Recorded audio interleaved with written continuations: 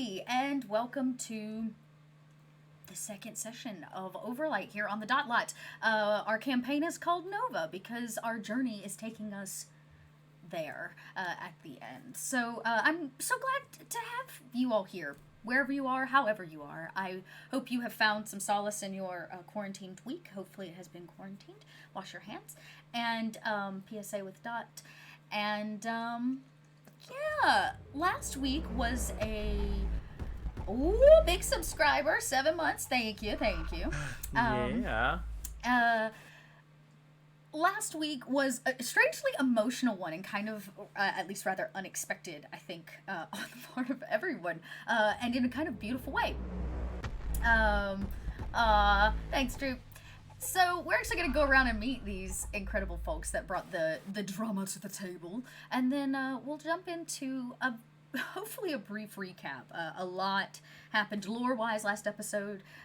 Instead of regurgitating it to you, if you'd like to know some of the lore of this world, you can go over to Patreon for the Dot Lot support and gain access to the audio file of me reading the lore that comes right out of the book. Made by Renegade Games. Yay! Let's go around. I don't remember which way I went. Jason, you're up. Tell us who you are. Hey, Jason T, D&D DM from Twitterverse.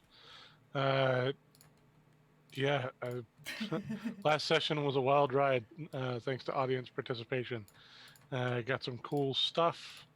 My character, Aramis, freaked a couple people out. Sorry about that. Yeah. But it was for a good cause, so that's what's important. Looking out for his girl, so...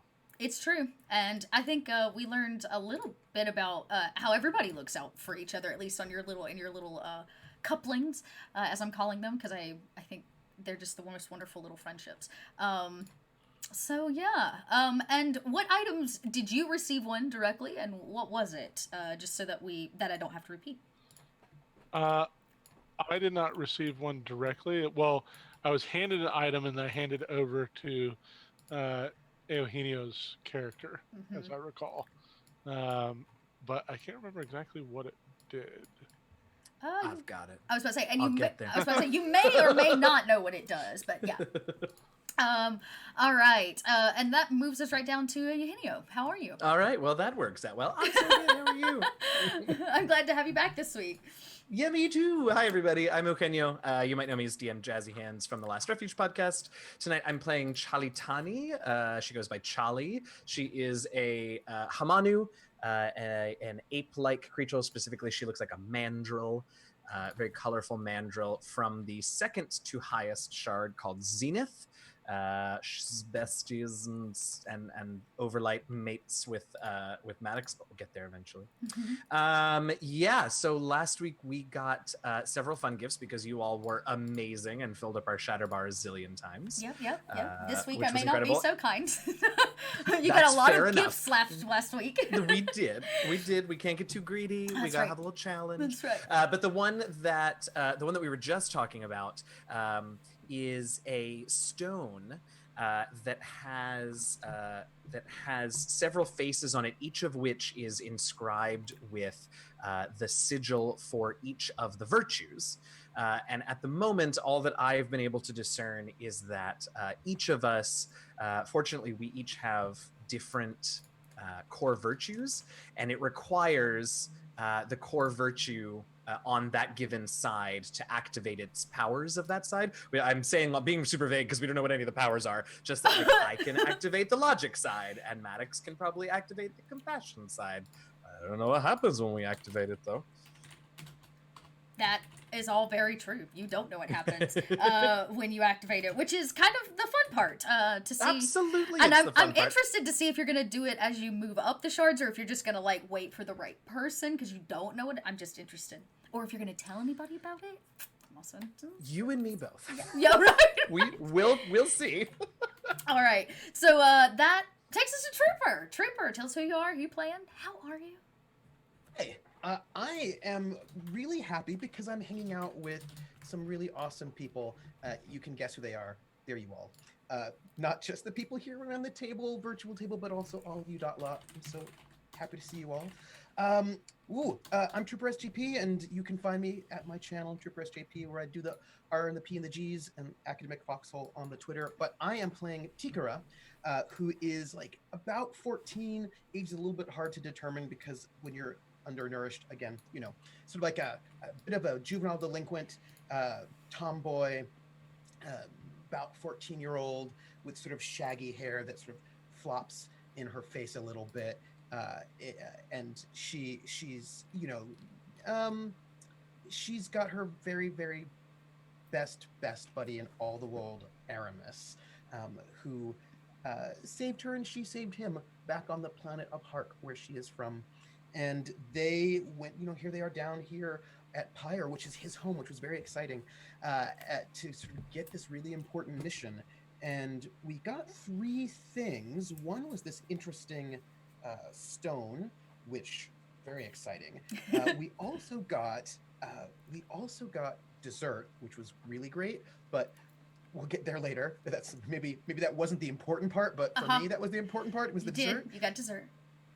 We also got this ghost worm flew overhead right at the very end, massive leviathan, and Tikara just couldn't help herself from just reaching out and touching it. And she got some amazing ash and different pigments that she gave to Maddox, so that Maddox can use for art, or perhaps also the tattoo that Aramis will be getting to replace the chunk of flesh that they lost, and also some amazing ghost worm bones, which sort of fell off at the very end, which we now have, which are apparently, Tikra doesn't know, very valuable and important, but she's like, cool, bones. And so she's excited about all of the things. That's me. And Kai.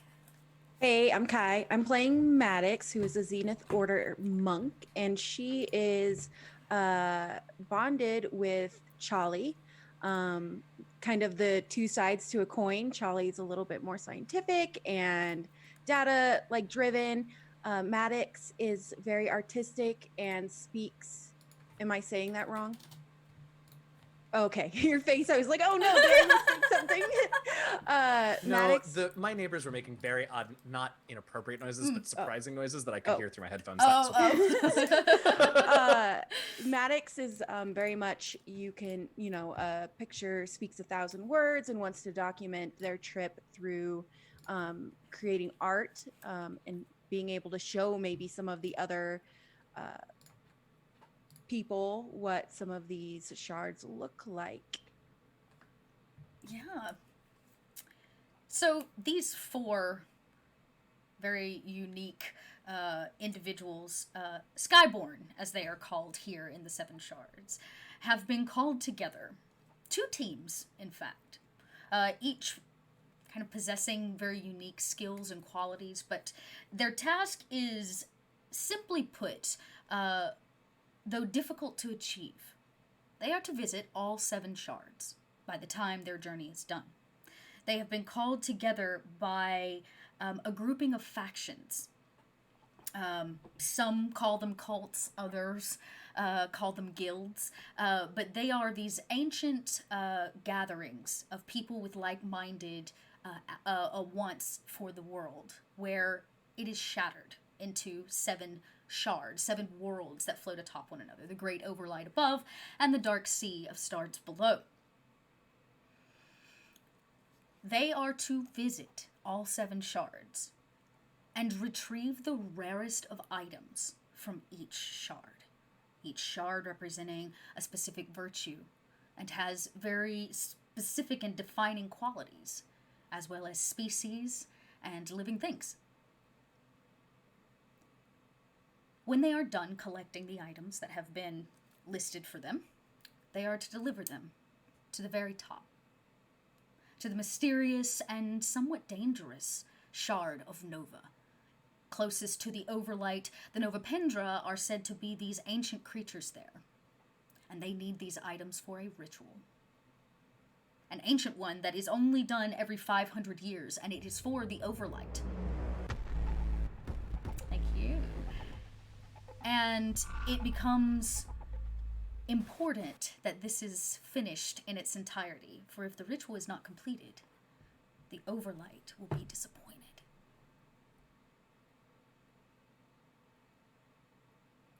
And so, after leaving the very hot and volcanic shard of Pyre, they travel all the way to the nearest dock, where they have... You're supposed to have a ride. The shards, of course, let's see if I can't show all of you at home, are literally stacked on top of each other, floating above each other, in kind of almost disastrous ways. In fact, entire shards have smashed into one another in periods of time. I think you guys all have it already. Yeah, you do. For travel, you must have the right vehicle, I guess you could say, for where you're going. And here we are, on the bottom, literally, on Pyre, where it is dark and hot. Coming into Pyre in and itself is a difficulty. The planet radiates vast amounts of heat, and heat rises. But it makes getting off very easy, as long as you take the right vehicle. And they're sitting on this dock, as they call it, which is really a mass piece of volcanic black rock that has been carved out into a dock. And at the end sits some kind of large basket. There are ropes and chains that hang from it. Pyroi are gruffing about in their mass status, their feet thudding to the ground as they tie this down. They seem to be prepping for your departure. And you watch as they work diligently and scoop up a mass, pile in this special shovel from the lava lake nearby, and bring it over and set it in this kind of bowl on the interior that sits above the basket. And then something begins to happen. The fabric that was draped all around it, that seemed to be almost ornamental in a way, begins to fill. And this balloon begins to fill up in front of you. And before you know it, it is floating off the ground. The chains that they have bound to it hold it in place. And you're able to board. Charlie is rapt with attention at how this thing works. It is so cool. How did we get down from Hark to Pyre? The other direction. If you came in from Hark down, you would have come in on an actual ship, like an airship, which are made on Vale. So if you know that much, kind of in general, it's like that's one of their great exports, I guess you could say, are these vessels. You would know that you may be getting a vessel when you get to Pyre, but getting off is very difficult. When you get to Vale from Pyre, but getting off is off planet can be very difficult if you don't have a very good ship. But this I've never seen before, right? This is custom to the Pyroi and their planet. Knowing that heat rises, it makes it ideal for getting off planet. Or off shard, I should say. How this is me as a player asking, and don't worry, although maybe you should. Are there railways? If you were a young person who was very excited about things, okay, could you lean over a rail and see things as you're rising and just see nothing but the sea below you and the overlight above? Okay. So, actually, you know what? This is perfect. As the balloon fills, and I'm sure you're hoisted into this basket, which seems to have some interesting fabrics woven into it that make it almost hard like metal, instead of soft like wicker. Of course, having to hold your friend in itself. And so, you set off, and you watch as the heat lifts you up, and as soon as the chains let go, it's almost like jolt, as if it jumps, and you take off, and you float for a while. I'm going to do the thing that may make Aramis perhaps a touch nervous, but I am young and will never die. So I'm gonna scramble. I do not know what mortality is. I'm gonna scramble up of him, and like if there's a prow or any kind of exciting place where I can perch myself, Yeah. all knees and elbows, and just like look at things, perhaps slightly, in a way that might make people a little bit nervous about if I would fall over, because I'm Right. not thinking about that at all. I want to be somewhere really exciting and see all of the things. And somewhat Meanwhile- precarious. Charlie's excitement about this machine plummeted sharply when it left the ground. Sure. There's definitely your stomach may churn if you've never felt flight. Sorry, gang, I'm fixing Not the like cameras. this. Yeah, definitely We not were like on this. the airship, but not like this. Exactly. It's a little bit more uncontrolled. It's open air. And it's interesting because as you float, and you float for a while, as it becomes brighter, actually, Pyre is very dark. Very, very dark. And so as you kind of come up, and you're going to be, this is Pyre here, you guys are going to be coming up and around this side of Vale, because it's the one you can float straight up without, like, hitting the bottom of the shard. And kind of off you go. Now, I have a question. Aramis, have you flown one of these before? They are native to your people. Yeah, so we do it for sort of travel around the shard itself. Mhm. Seldom is it used to go to other shards. The Pyroi kind of are very kept to themselves. We know it's relatively capable of doing so. It's been done before, but only for really important things. Yeah. The Pyre don't really leave, Pyre. But it is such a beautiful experience as you float over what is literally vast nothingness for a period of time. The way when you go out on a literal sea and it's so dark that it looks black around you.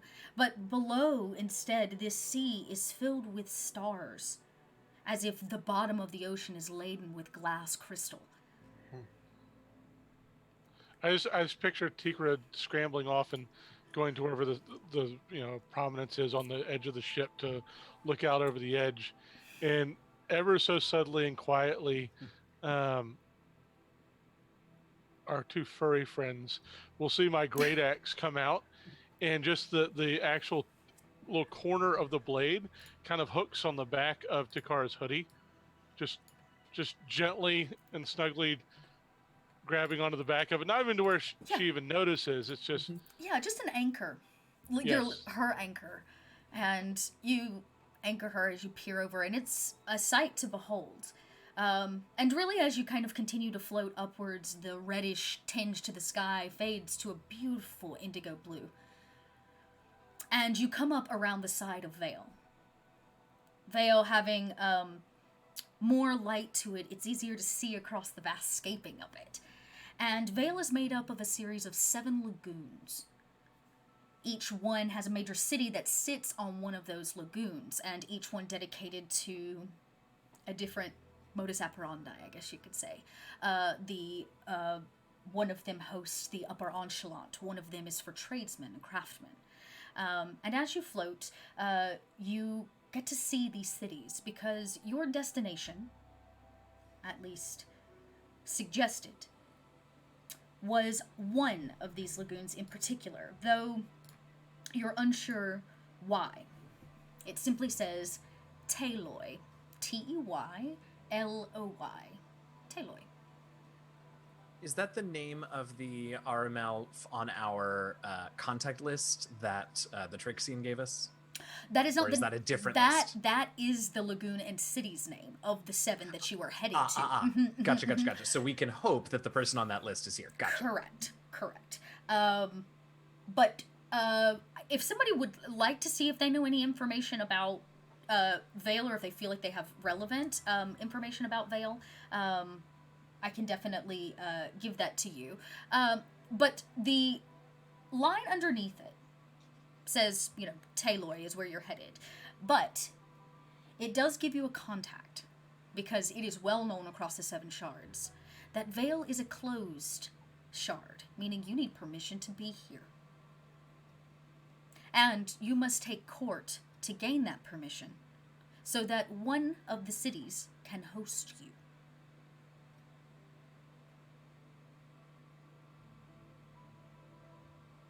I don't know this. You do not know this. This is not a thing that I know. I would say most general populace, like you said, maybe not a street children or somebody that's very well traveled, but I would say if you at all are educated, you would know that it's like a border crossing. You need permission to be here because of the kind of culture that they host. Do you take court at the city you want to be hosted at? You do not. You are going to have to visit kind of the bigger of the cities. The top city is known as Kylix, Kylix. This is the largest of the cities by far. You can see it. It's beautiful. Its skyline is of vast, elegant bridges and balconies, terraces, these incredible places. But as you come up over the edge and you're beginning to see all of this, something happens. Something in the Overlight shatters or shifts. You can all feel it in your core, because there's an uh-oh moment as the infamous winds that drape off the mountains here on Vale come drifting in and begin pushing the balloon out into the white light of the Overlight, away from your destination. Can I ask a question? Uh-huh. I'm just noticing this shatter bar looks full. Is that true or is that not true? That is so true. Oh, that is true. It is so true. So that wasn't an error of some sort. Nope. Oh, okay. I just. The only error is the fact that the winds are coming down off this mountain and blowing your balloon off kilter and off course. So here's what's gonna happen. Everybody is gonna have to make a roll to hang on, and somebody's going to need to take control of the vessel. I would love to tell you that Charlie will help, but the minute that wind started battering this balloon, she was on the floor. Just mandrill face and arms. Just, Okay. Let's think through this. So obviously this is going to be a a skill check. A skill check. I'm gonna say athletics is the one that my eye goes to first. So this would be your vigor plus your athletics. Remember, if you don't have athletics, it is 1d6, 3d6. 1d6. 1d6. Right. If you have it, it starts 3d6. Yeah. So vigor, athletics from everyone. And let's see how we do. And then we'll figure out who takes control. Who's left standing to take control? oh, it's going well. Well, okay. Okay. Hold on. So I rolled 1 success. Okay. It's terrible because I'm very good at this. Okay. But I have a 3 in my spirit die. And you know what? I'm gonna say too. Somebody was grounding you. That is correct. I think I might have rolled that wrong. Still getting used to the macro. Oh, that's okay. Yours D10 D. Oh yes, you rolled D3s. Yeah, I don't know. What did I do that? definitely Okay. don't Impressive. So so for the macro, the first thing you get is just the die type for your virtue because you're always rolling 3, and then the next enter is the number of skill dice you would enter. It's defaulting to 3, but if you don't have, there we go. Yeah. There you go. That's it. Hey, look at that. Okay. Yeah. The good news is Mine would be 1 dice. Is that what it? Because you don't have if you don't have athletics. it, it would be 1 die. Mm-hmm. So I put in 1, and then I have 8d for the second one. So I put in. Oh, your your vigor. first one is your vigor. Okay. So the first thing you'd put in is your vigor die type. So that's the first number. The second number is how many dice you're going to have for your skill, and since you're not trained in it, you'd put in 1. Are you trained in athletics? Yes. Oh, you are. So then you would put in the die, right? Yeah. So you put in whatever your die is for your vigor, and then the second number would be a 3, which should already be there, and the third number is what you have for your athletics. The die you have for your athletics. Welcome in, new subscriber. Thank you, Always Secrets. Enjoy your emotes. May your heart become full. Oh. Yes. I think we did it. Let's double check it. Mm-hmm. Yes, this that is looks okay. Chris. Oh, wow. This Those is a lines, barrel. though. Okay. Now, question, because I technically kind of had a hold of Takara. Uh-huh. Do they get any kind of boost? I'm just going to narratively say yes, because in this case, nobody didn't get any successes. Like, everybody got at least one success. So you're going to hang on, but it's going to be a bumpy ride. And you do manage to get Takara in. I would say if your plan of attack is to drop to the floor, that definitely is something that you can do. It's actually going to be Maddox that almost goes over the edge. You manage to, catch yourself? How would you think you stop yourself from going over the edge of this basket? I feel like I was like cross-legged on the ground drawing pictures, and my charcoals kind of went everywhere. And as I like was scrambling to try to catch them, I lost my balance as I was like reaching for one and almost like tipped over the edge. Yeah, and we see that moment, the whole basket begins to go, but it is our tried and true big-footed friend who grounds the group once again and almost leans the opposite direction, keeping and tilting the basket back the way it needs to go. Who is taking control of this? Because if somebody doesn't, I guess, drive it, you're not going to make it inland and you're going to float into the vast nothing. That seems bad. What type of roll are we talking about here?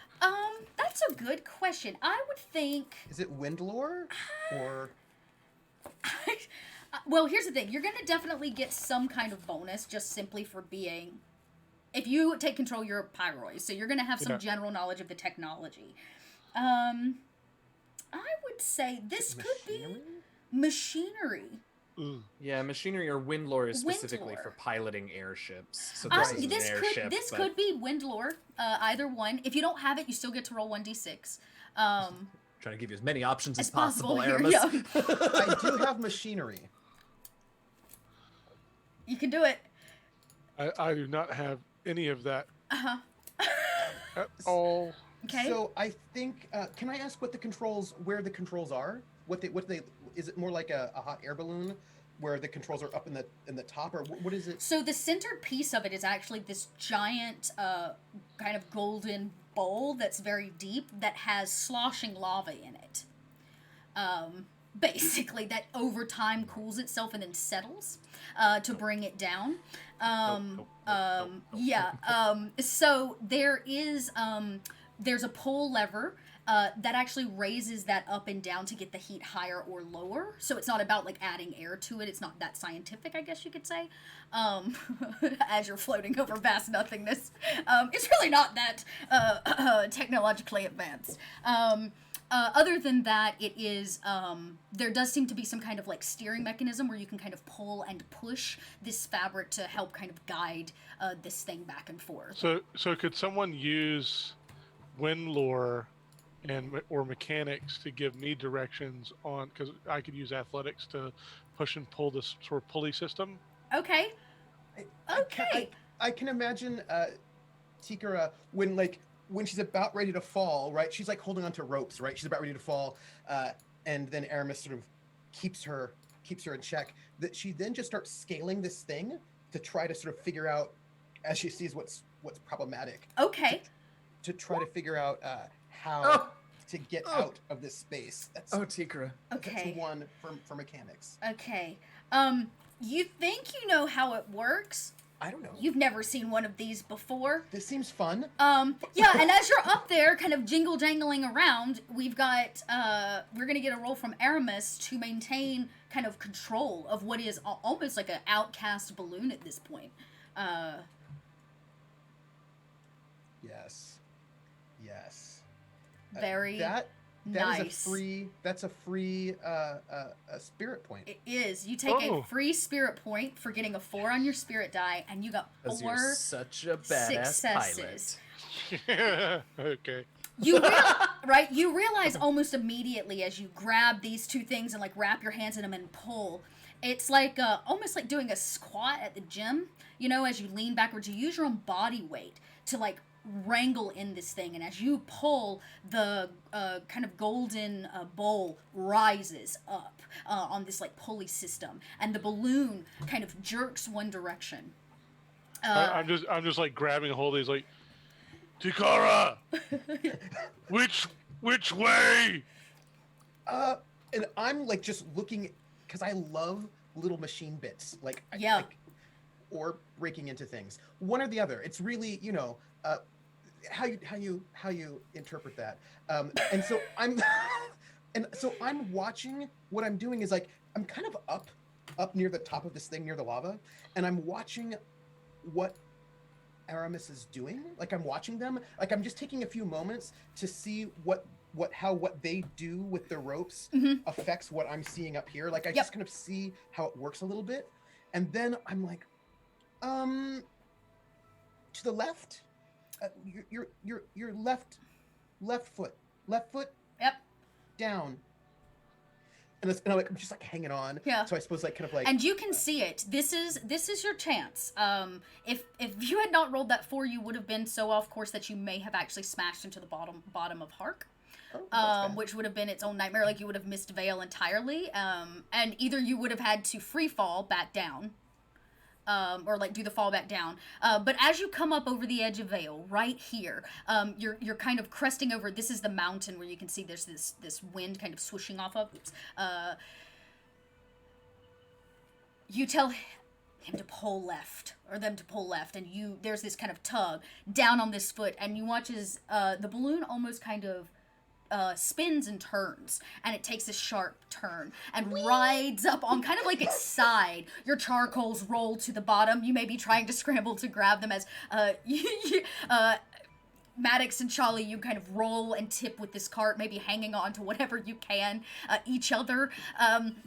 And you catch the tail end of a wind as it kind of bats the basket up, and there's this moment of like no gravity in the sky as it comes kind of falling, and then there's a jerk, and with a solid pull, you see it's under control again, and you've made it kind of up and over the mountain, and these swooshing winds that come off the side of it that Vale is known for. I'm hooting and hollering the entire time. Yeah. Like this is just so exciting. I think I'll walk to Hark when we're done here. Charlie, I'm walking with you. Yeah. And you see it. You're now officially over Vale. It is quite extraordinary. Every piece and nook and cranny of it is handcrafted to beauty. It is, even its plants seem sculpted and made to fit what has been put here by them. And you see the 7 lagoons, each of them unique in their own way. But, like I said, I would think Charlie would know that to take up quarter to get your permission, there's a specific lagoon that you need to attend, or a specific place, and that is, of course, really where all the Smancy people are. So, Keelix. We'll call it Keelix because I like that better. Yeah, I think so. She's got some folklore. Some general and up, so just knowing about the you're basic. Educated. You know that I would think that you of all people would know that this is where you need to take it up. It's known as the City of Silent Water. It is by far the most conservative of all of the lagoons. And you begin to kind of make your descent. You can see it, what was once the burning bottom of this bronze bowl from pyre, now is beginning to cool, and it no longer burns ember red. And the balloon is beginning a very slow descent. I sort of like smack Charlie on the back. See, Pyroi airship very safe. You're basically As the free airship falling. As the airship descends, I clamber down from like the rigging where I was at. I'm like, okay, what are we doing? What's next? Landing quickly. And then what? That's called falling, Aramis. I appreciate your shard's methodology and construction, but we're not landing. We're just falling. Cool. So says science. And it's so perfect. And you do begin your slow descent. This kind of balloon, this canvas balloon, getting ever smaller. The bright, burning red color, and it's such a beautiful sight as it literally slowly descends over the shard of Vale towards the far end to the City of Silence. Which one are we going to? Oh, I guess I can look now, since at least we're getting closer to the ground, and it's not about the heights, it's about the lack of solid. It doesn't matter. I will point out and just distract myself by explaining a little bit about what it is that we're gonna have to do and where we're gonna do it. Yeah, you don't kind look of down. works. Yeah, you don't look down. You don't want to Nope. see anything. You look far out over the horizon, keeping your eye on the distant city. And it is extraordinary. It glistens like a diamond. Once I know where we're going, I just sort of like tap Aramis and Moments so that they can adjust, so that we can actually sort of land where we're supposed to, rather than just like the little like left foot. More So right foot. not in middle of marketplace. I wouldn't advise it. In Hark, maybe. Pyre, definitely. Vale, probably not so much. We should stick to the outside, the outskirts. They undoubtedly have some sort of an airship dock or something nearby, and I'm sure they'll be able to accommodate this. So we have to ask permission to be here? Sort of. It's about proving that we need to be here, that we are worthy of being here and have a purpose. The RML are very protective of their art and of their sort of pristine, and I sort of gesture out, landscapes, and so visitors must give a reason for being here that they must approve of. So best behavior, everyone.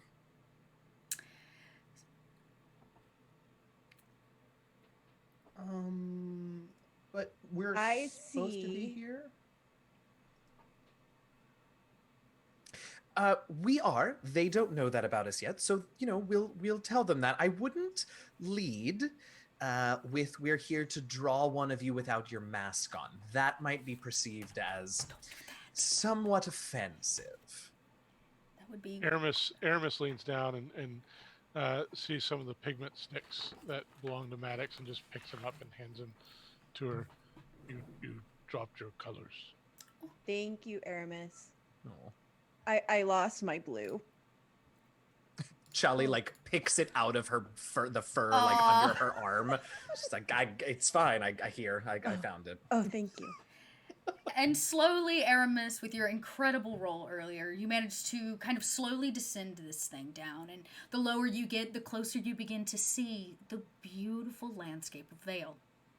And in you kind of ride to what is probably an open plaza attached to a very private estate. And you can see there are these kind of tall, lean, blue-robed figures standing there kind of waving you down like this. Immediately, I'm just like, ugh, it's so ugly and shiny. White marble, art everywhere, statues, beautiful things. Fancy.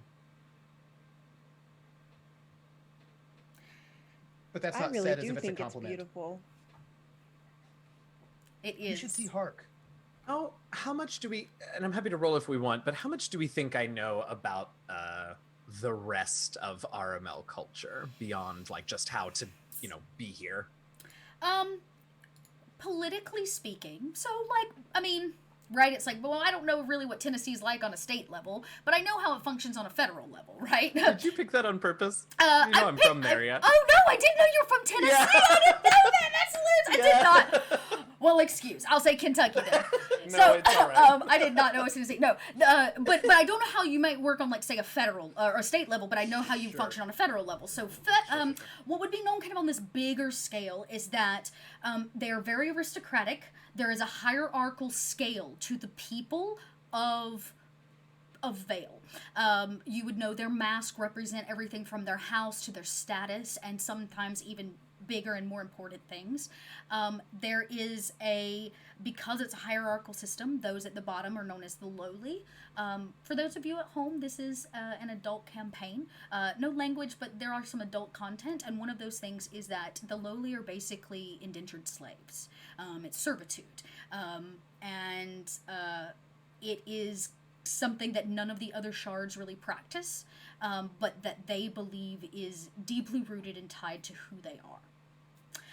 So the higher up aristocracy down, there are kind of 5 tiers of this, and one of them includes the kind of working class, or the artisans, I guess you could say, which are actually just below. In the caste, as they call them, the castes.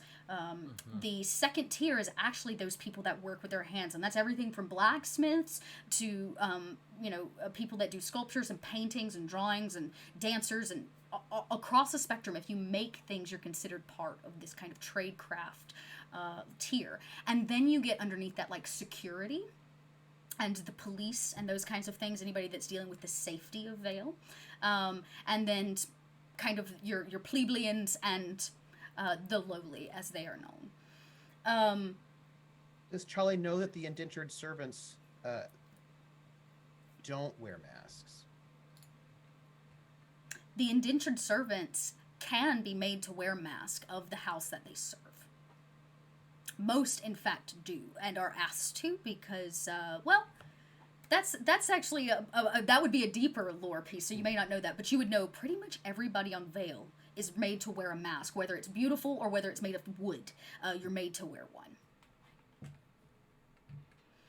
And you kind of pull in, and as you settle it, and there's kind of this moment as your feet are on solid ground, this massive bronze bowl falls from the sky and hits the ground.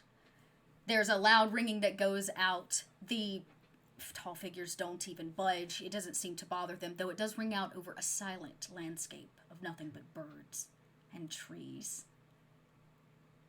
I imagine we won't have to wait long before someone notices we're here.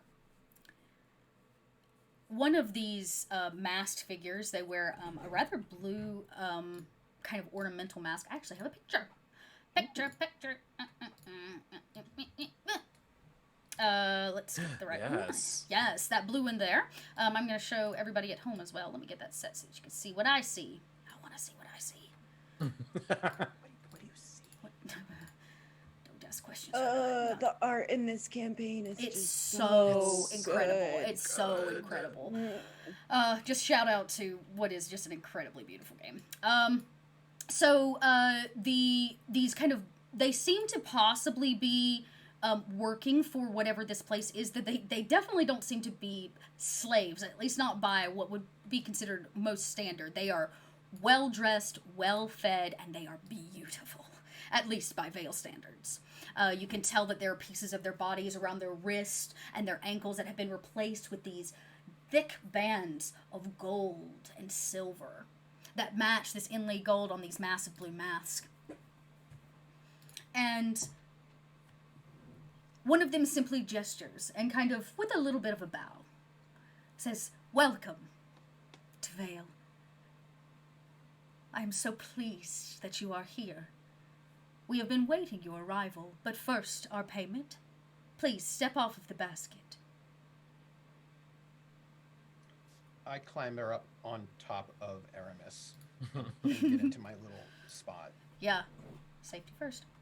We are very happy to be here as well, and of course, we will move to the outside of the basket. Yeah, you just step off, and this gentleman kind of gestures to another, and they walk over in these blue robes and bend down, and they slide out of this bowl that has fallen from the sky a giant piece of solid, beautiful black stone. Volcanic rock, and they hold it up, and it contrasts everything here in this kind of dark way.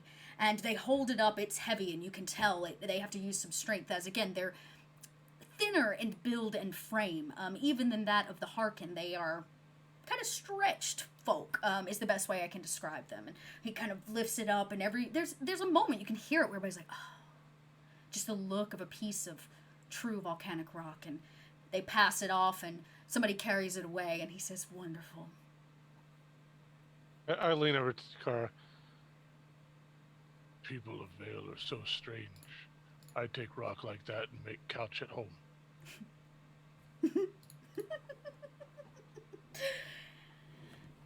The She has this louder laugh, and she just kind of laughs a little bit loud in the silence of this space, because she laughs loud and enjoys life a lot.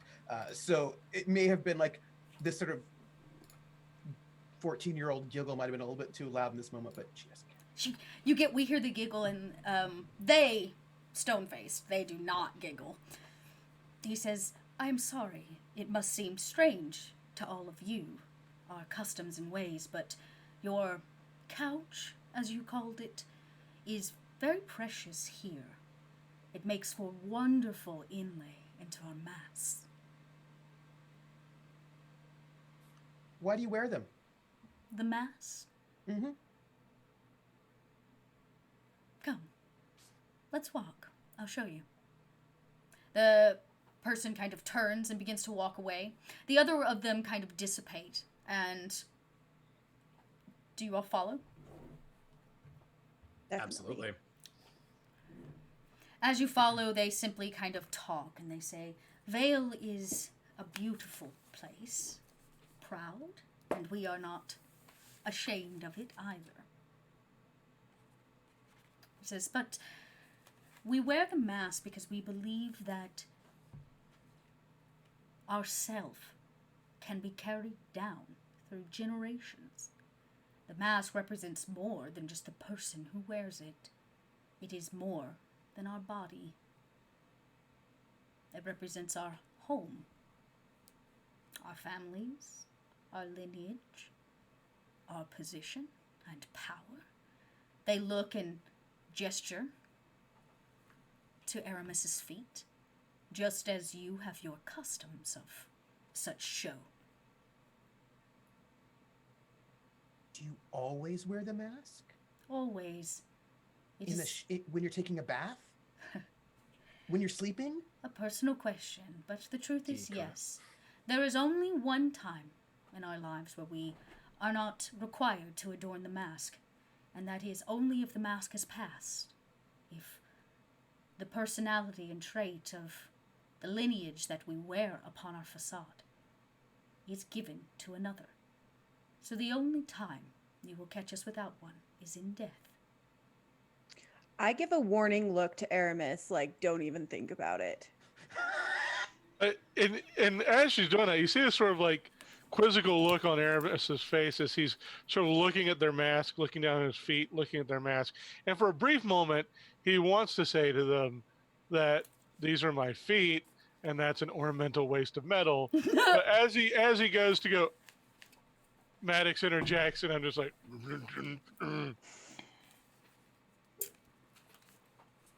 Says, "It again may seem strange to you, outside to your customs, but it has proven important to who we are as a shard.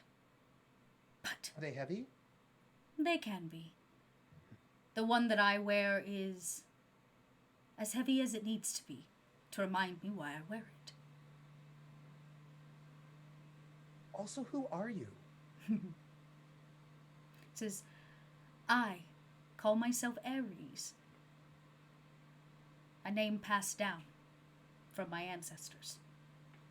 I'm Tikra. "Hi, Tigra. It is nice to meet you. It is nice to meet all of you. I have heard much of your art and studies, your strength, and your spirit.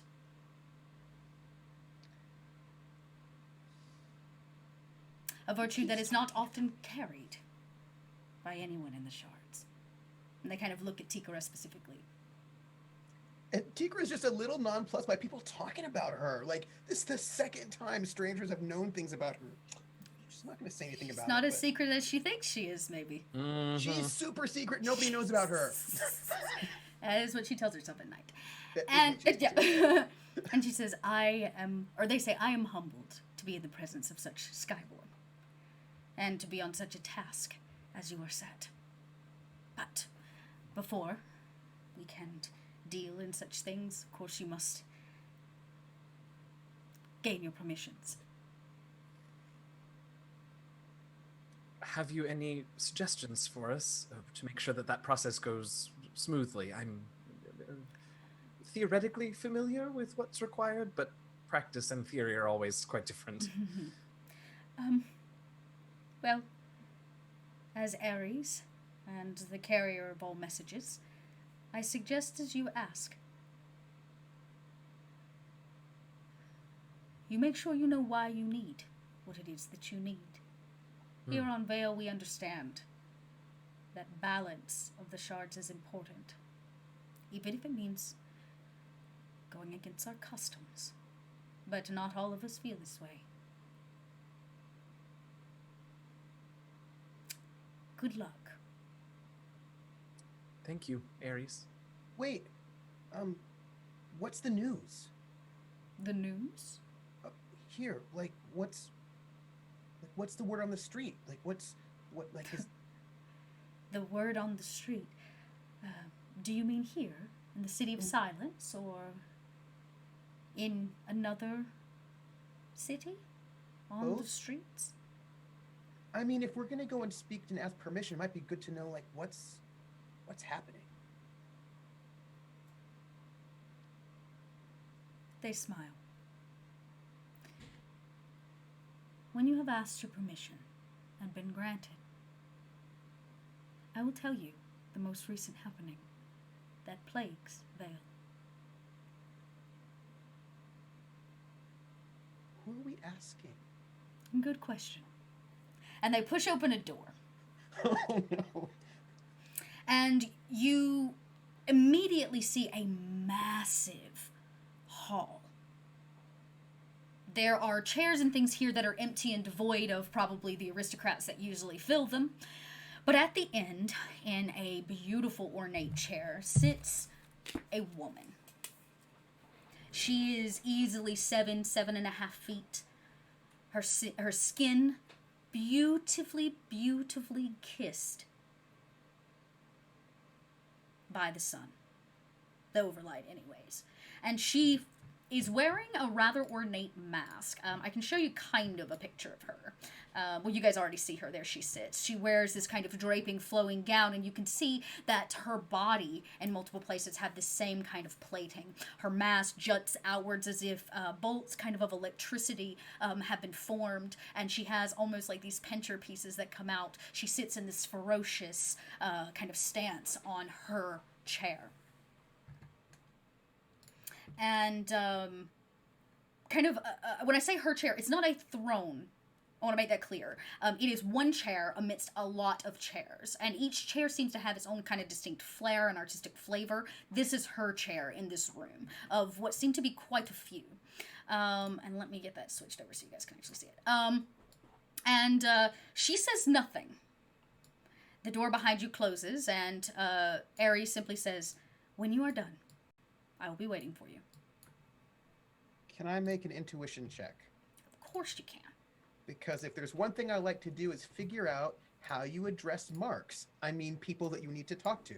Like, you know, how do they like to be approached? Are they the kind of people you should approach sort of humbly or with some sass? Or like, you know, like what is like, you know, I want to get a sense of this person's Okay. You know how like when police officers are going to maybe try to arrest you for reasons that are clearly not your fault, that was some kind of mistake, you have to kind of get a sense really quickly how to talk to them. Yes, yes, how to communicate your points. Yeah.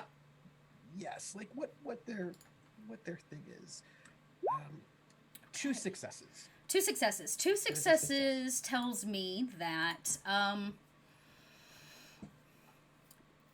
you are aware this is some kind of court of some kind. It's a very important place. She is very important. So you don't think that you need to bow. You don't think that you need to, like, kiss ass. Until you really speak with her, you're not sure if it's, if this is going to be one of those, like, smooth booze type situations, like you need to use your charm, or if this woman's going to be all business, but she is fierce and beautiful.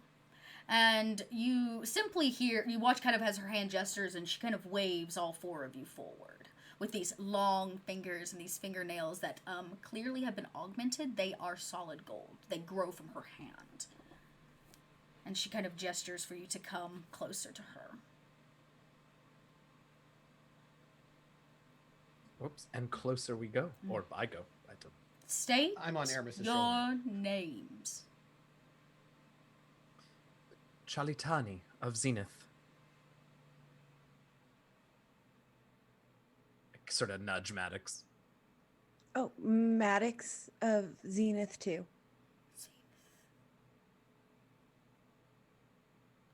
These fierce eyes stare right at Takara. Let's say we both look.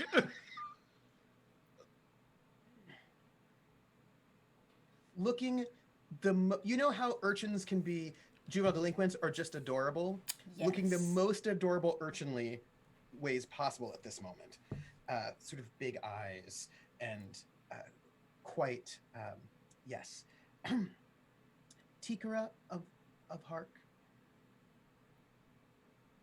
Madam, your ladyship? President? Chairwoman. You can't see her face. You I don't think know she what got her what- reactions are. I think she got what she needed from us, Tikara.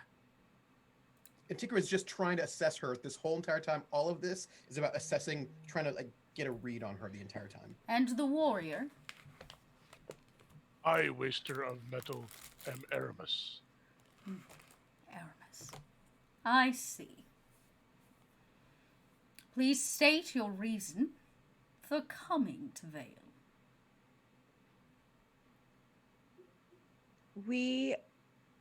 We are out to help find. Do they know that about the Nova needing the You don't sacrifices know. from everywhere? Oh. You don't know. You seemed, I would say, based on the way that Ares treated you, that they know something of why you're here, but you still must go through their custom. Does that make sense? Like, you still need to ask permission. So they knew you were coming. I mean, they waved you down to a private dock. So they have an idea as to why you're here, but custom stands.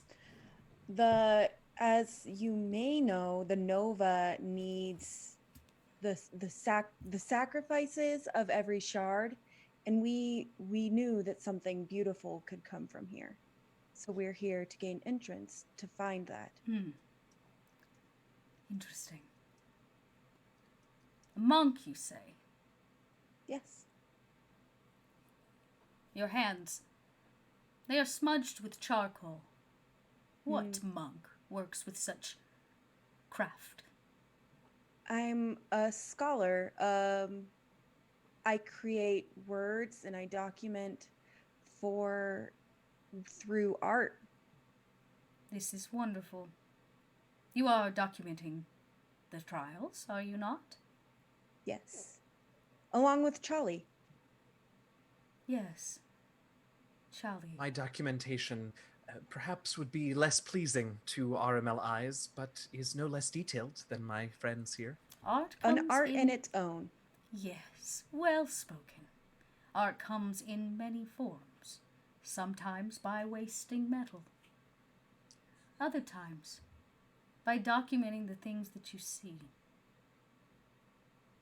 Is anything a waste if it's something beautiful to someone? This is a question that our people wrestle with throughout all of history.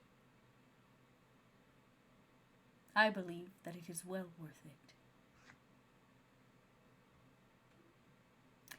Now, I know why you are here, but you must state it out loud.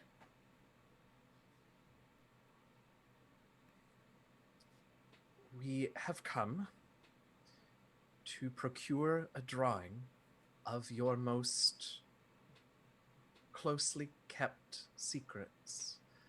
The face of an Aramel, maskless as an offering to the Overlight. And how? She says, no, I should not ask such questions. Good luck with your trials. We have always tried to work with the circle of clear ink, though I feel that this one is null and void. Enjoy your time here on Vale. It is a beautiful city.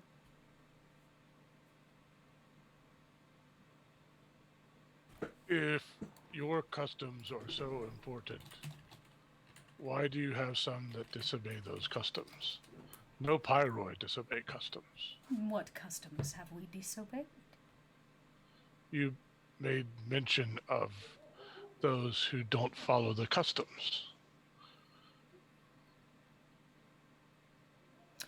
Or your friend Ares. One of you two.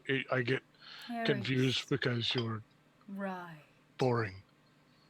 Right. Ares. Tikra just taps him on the shoulder like, be nice. He goes, Aramis, what do you know of our mass, other than that they are a giant waste of metal?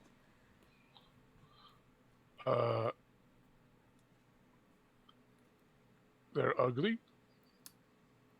Artistic taste varies from individual to individual. This is the moment she rises. She is so tall. She closes the space between you and her, this time kind of making a diagonal walk towards Aramis. You can see as her knees hit the front of her dress that she is frail of frame. And she says,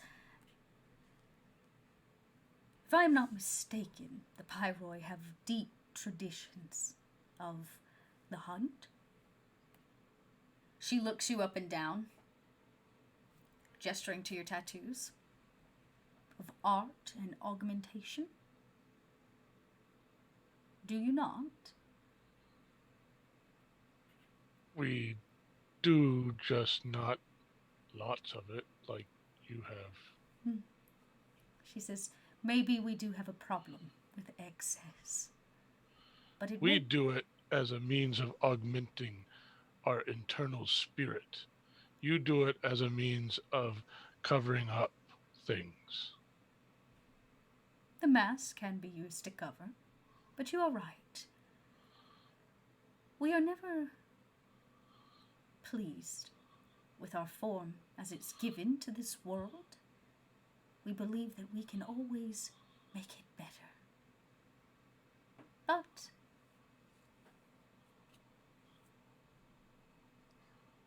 Well, striving for improvement is definitely common ground among your peoples. We've taken up more than enough of your time today, I think.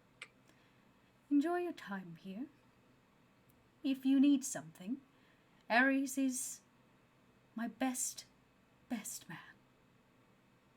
He'll be more than happy to take care of you. Thank you. She returns to her seat. Oh, yes. I lean over to Takara. Maybe Ares will actually answer the question. It was very clear she talked around it.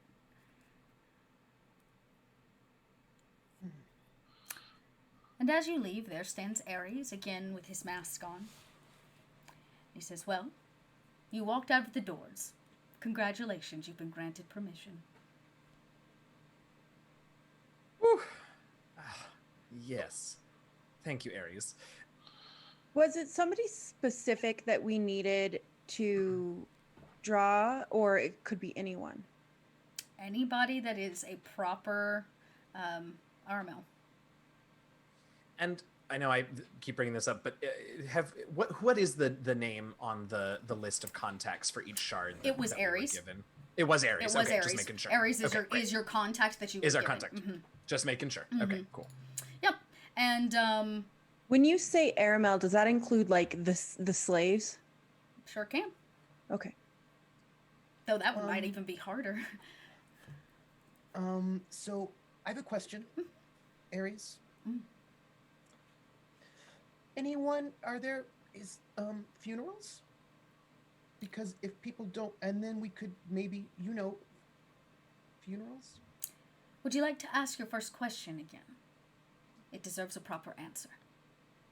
Are there going to? Oh, what's happening? What's on the street? What's the news? The only news that is currently being talked about across the Shard is the death of a very, very important vessel.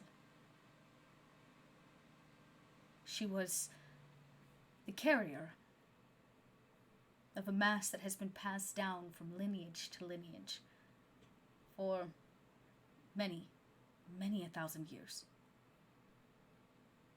Her death was unexpected. It wasn't murder, was it? It was. Oh. Something that is pretty much unheard of here in Vale. It has shook the foundation of our people and made them particularly cautious to outsiders. Was it about money? I do not know. For my job, it's not crime. Knowing Vale, it was about pride. Possibly. But the mask that she wears is to be passed on to the next. She will go through proper death rites, and her face will be visible, but to only one. Who is that one? The one who prepares all for the return to the Overlight.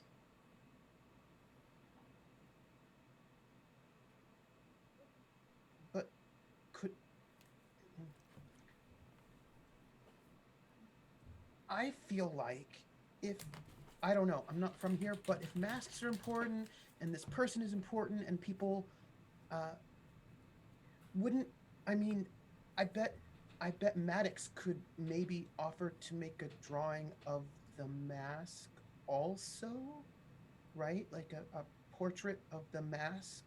That seems important for Vale people, maybe. Maybe they'd like that. But then maybe we could then also make a portrait of, you said Vessel? I mean, wouldn't they like a portrait of the mask? Maddox is really good. Is that draws so, really well. Maddox? Are you an acclaimed artist? I can hold my own. She's really being far too modest. She's quite skilled. Interesting. The family, as they prepare the next wearer, may be interested in such a trade. It's a very proper and political way to handle this endeavor. I am quite intrigued by the four of you. You said that they will be prepared to return to the Overlight. Correct. This is a solemn and private process, it sounds like. Could you tell us a bit about it? Well, the body will be prepared, mask removed, which is a difficult process since they are rarely removed. The body will then be veiled once again and sent to the great beam.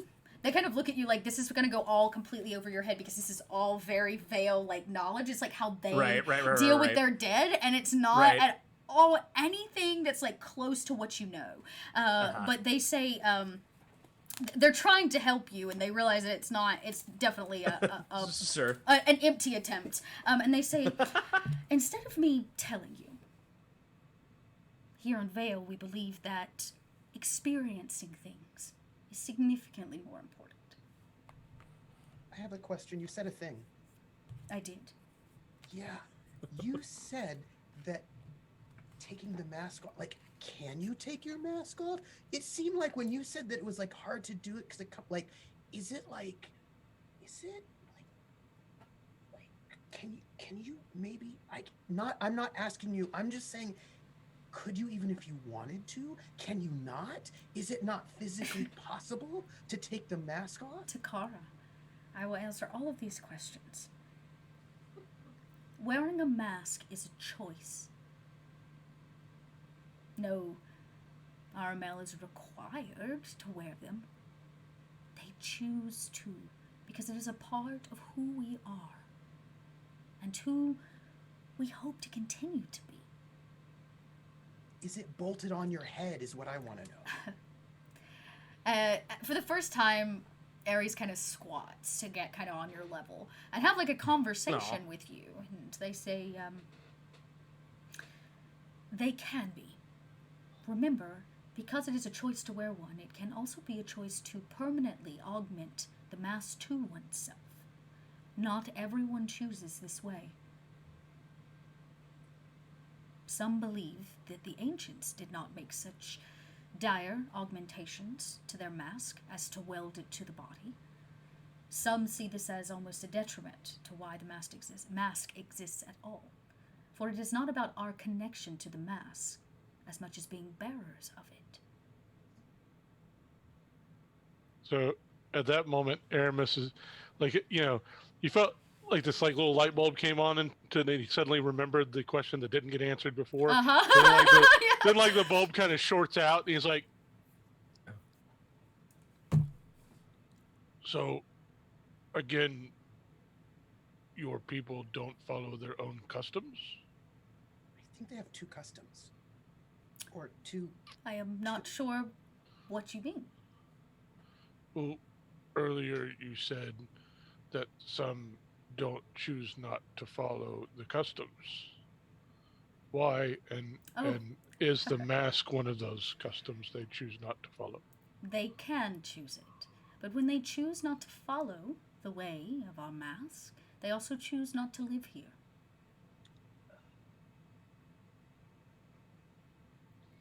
They lose their right to claim to be from Vale. You see, Aramis, everything in life is a choice, whether to use charcoal or graphite, whether to choose red or yellow paint, marble or volcanic rock, to wear a mask or not. To wear it means that you choose our way of life, no matter what tier or caste you come from. To not choose it is also an okay answer, but you can no longer live with us. So you exile them? Correct. To where? To wherever the road takes them.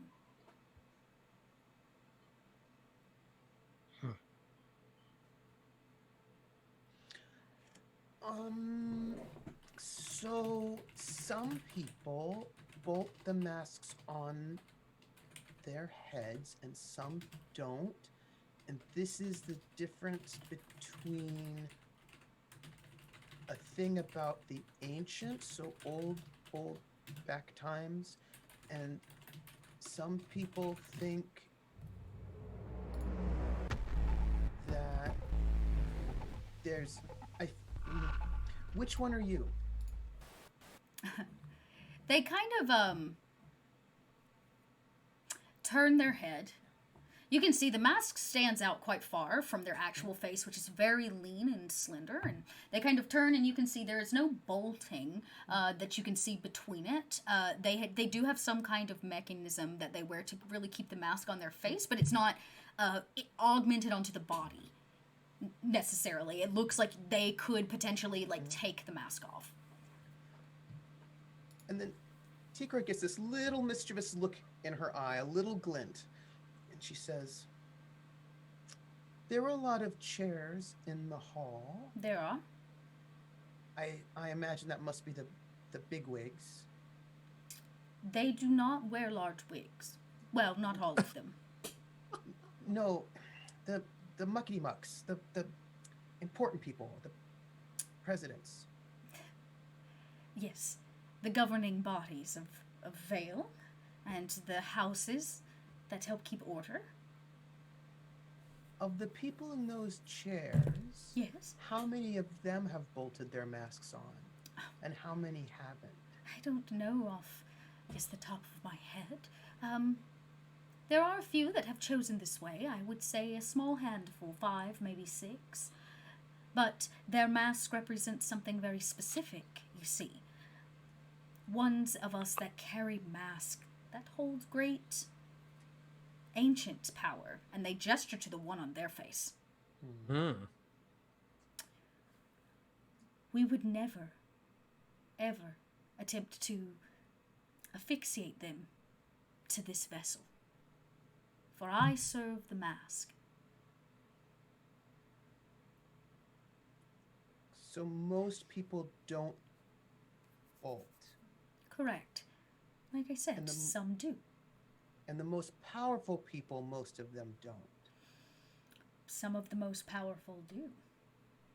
A small handful does not designate their lack of power, but oftentimes here on Vale it designates their extreme amount of power.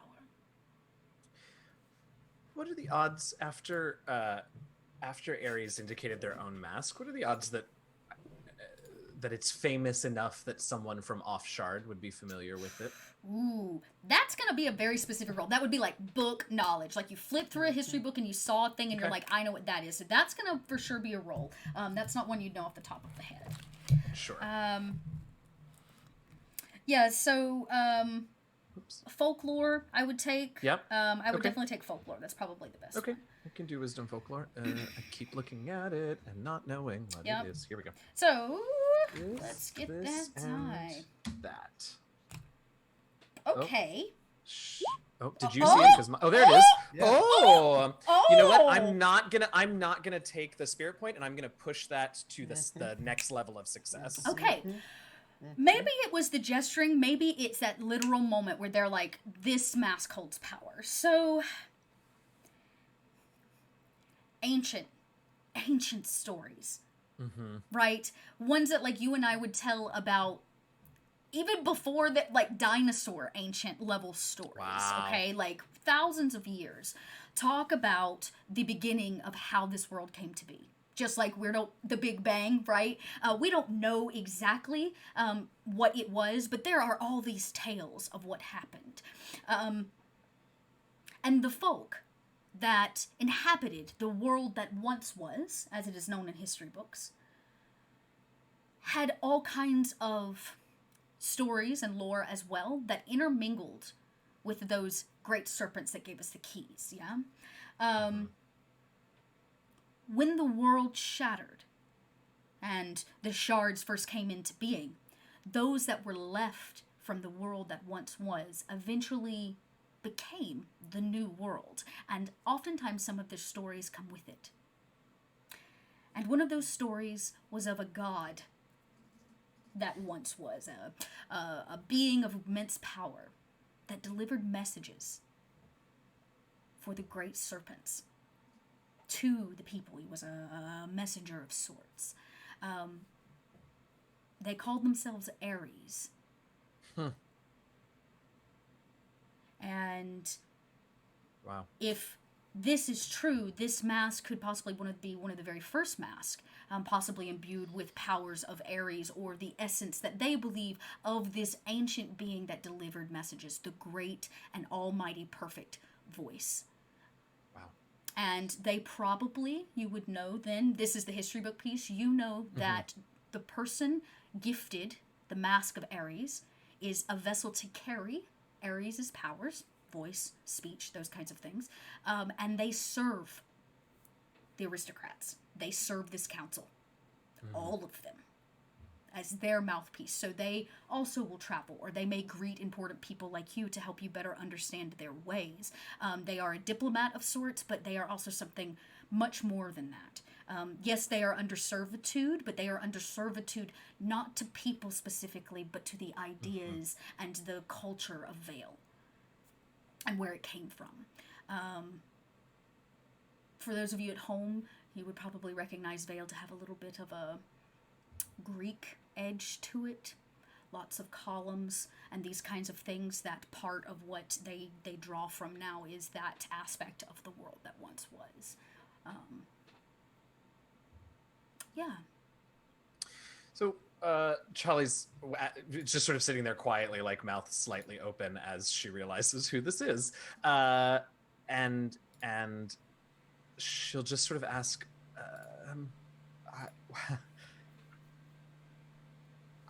sorry, just remembering something. Aries, when is the funeral scheduled for? Today. Might we have time? Could you perhaps take us to visit the family before the ceremony, before the body is prepared? Let me see what I can do. Says, come. Why don't I give you a tour as we move from here to the next? And as we start moving, I elbow Maddox, and I'm like, Maddox, we have to talk after this. You have any idea who they are? No, well, yeah, Eris. Duh. Okay, yeah, we'll talk about it. Okay. Aries, could if we're taking a tour, could I ask for one thing? Knowing that you asked for 1,000, like, bits of information. Of course. Curiosity is in itself its own beautiful art form. Can what's the best dessert here on Vale? And can we have it before we leave?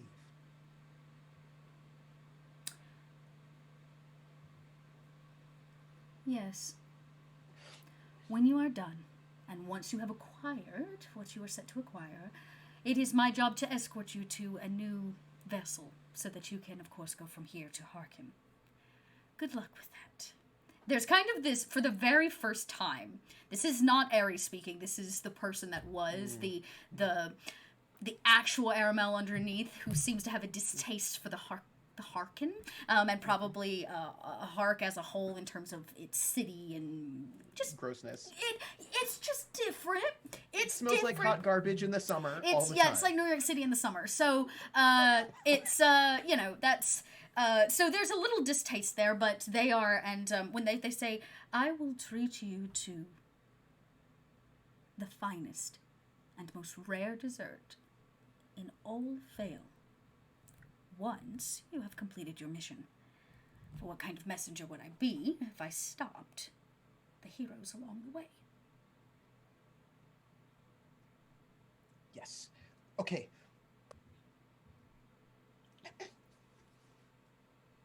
Among all of Aries' other talents, they would make a very good babysitter. And you begin walking, and they begin kind of gesturing and doing these things, and what ends up happening is you take a boat. You take a boat from this side of the lagoon to another, and then there's a beautiful carriage that picks you up and moves you, and you begin touring all the many cities of Vale. And I'm going to tell you about a couple of them, because they are quite extraordinary. And the one you're heading to, of course, is on the farthest side, for they deal with the dead. And so you begin kind of going from one to the other. You saw, of course, the very first one, Kelix. There's Polm, Polem, Polm.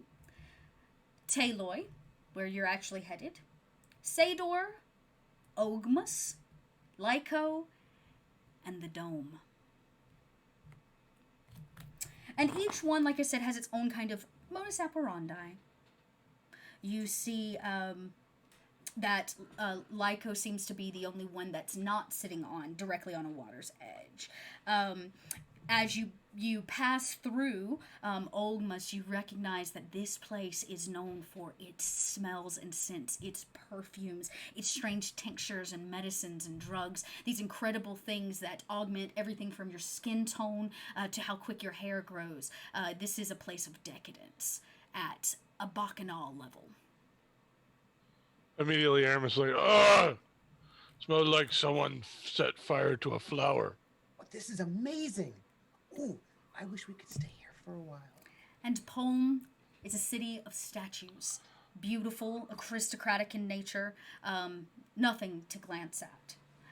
Glance lightly at. But eventually you do arrive to your kind of final place, Taloy. This is a crescent-style island that sits on the coastline and has the largest lagoon by far, crystal blue, matching kind of the vast skyline and color that pours off the edge of the Overlight here.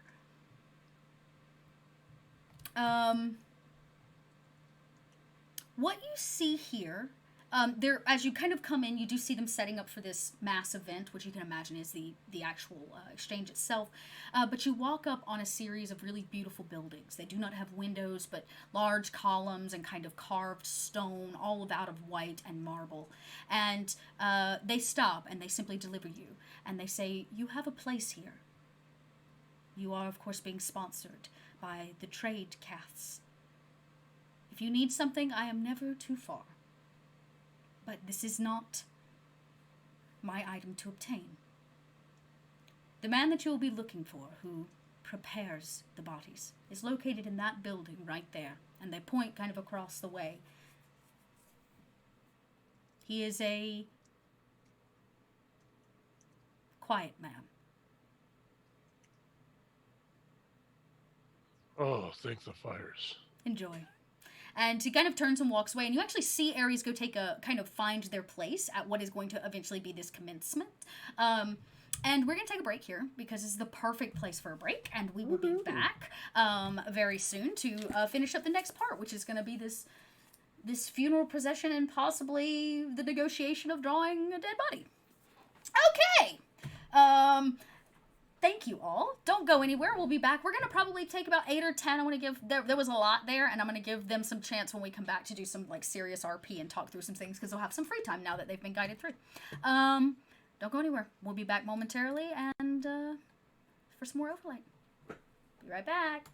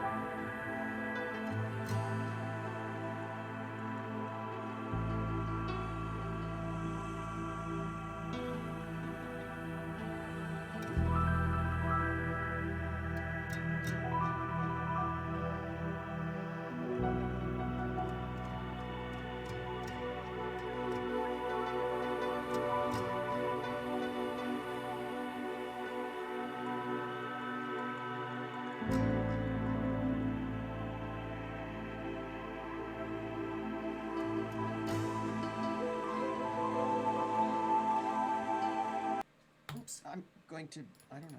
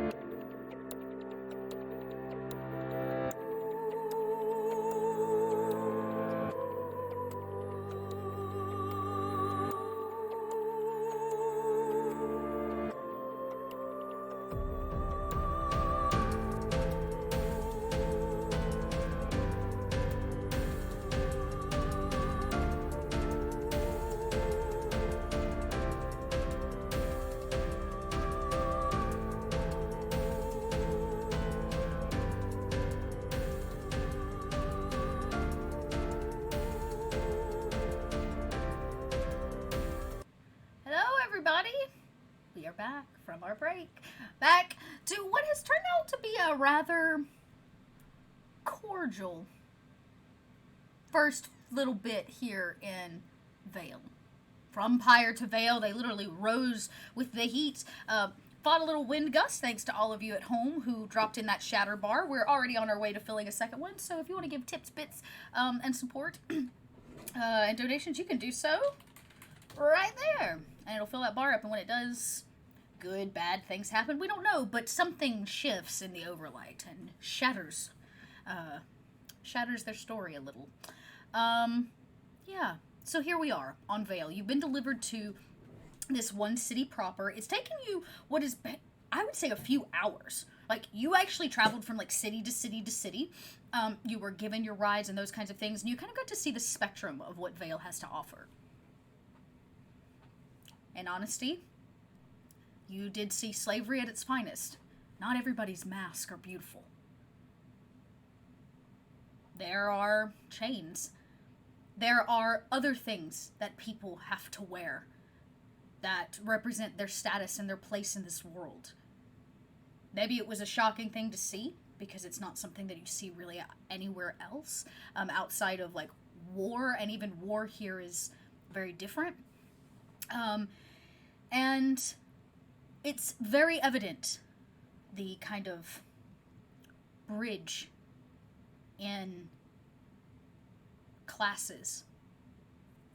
And all of you ride in a carriage, beautiful, lined in gold, all the way to your destination. And out front of these kind of multiple buildings, they're setting up for some kind of ceremony, which you know is going to be some kind of passing of rights, as a very important figure in the Vale community, I guess you could say, has passed unexpectedly. Her mask is being removed, passed on to the next wearer. There's a possibility you might be able to document her face. And as Ares walks away, leaving you to your own accord, there is some hustle and bustle about, but it's nothing like Harkin. This city is calm. Everybody is, like, chill, nobody has anywhere to be. It's a very kind of calm, cool, and collected city. Where are the street people? That's what I'm looking for. Like, because as we're driving, I want to find, like, who are my people? Okay. A place like this has got to have it, right? Yes. That's what she's imagining, right? Mm-hmm. Like, she's imagining if it's a city, there's got to be. You're like, where are the street people? Yeah. Either these are the wealthiest street people you've ever seen, meaning everyone's a street people, and you just can't recognize it based on their like class structure. But it is clear that there's some people that are doing manual labor, setting up chairs, building things, bringing out food. A lot of them wear the simpler mask, meaning that they probably are servants. Mm-hmm. They might talk to you, though they might also get in trouble. Are there homeless people? No. That's if they weird. are, you don't see one. Absolutely not. You've not laid an eye on what you would properly consider a homeless person. Nobody's begging for money or food. Mm-hmm. There's no like slop being poured out windows. Mm-hmm.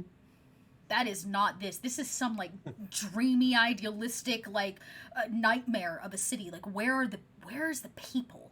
As you so beautifully put it, where are the people? Mm-hmm.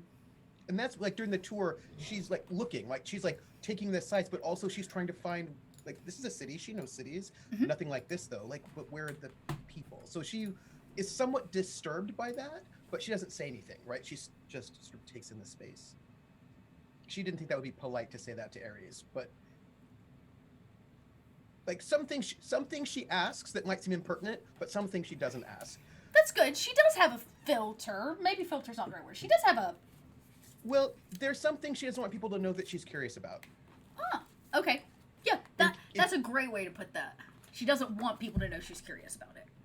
Okay. Like you don't tell people, like, for example, you don't ask them what the shift changes are for the guards, for the people that watch the market, if you're planning on stealing something. Right. That's not one of the questions you ask them. No. Like, you just, they don't need to know what you're thinking all the time. Okay. Do you stop anyone, or do all of you head into the building that Ares kind of pointed out to you as I guess, the morgue, for lack of a better term. Not while Ares is with us.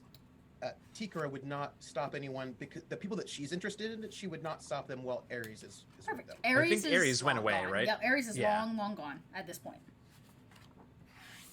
I think Charlie would like to find a relatively quiet place for us to just sort of be among the four of us Sure. and discuss what the plan is. Yeah. Because something tells Charlie that there are at least 2, if not 3 or 4 different ideas about how this is going to go. So this is a very beautiful open courtyard that's actually in the center of these buildings here. Very clearly, this is their this is what this place does. They prepare the dead. That is what this whole city is built around, is preparing the dead. And so there is a beautiful fountain that has kind of some seats around it that is got some well-carved shrubbery and things that create kind of a natural alcove where you could all easily go sit and have some Perfect. private space. Perfect. So I'll just sort of, guide everybody over there and get comfy under these trees by the fountain and say, Tikara, now something tells me you have a plan. No, I just have a question. Oh, well, all right. One that I think maybe we don't need to worry about right now, but maybe we might need to worry about in heart. Okay. Well, keep it in your mind, or maybe write it down. And Charlie starts to reach for one of her. Yeah. I get her to take a note before we're done. Do you think if we steal the thing, it still counts? Ooh.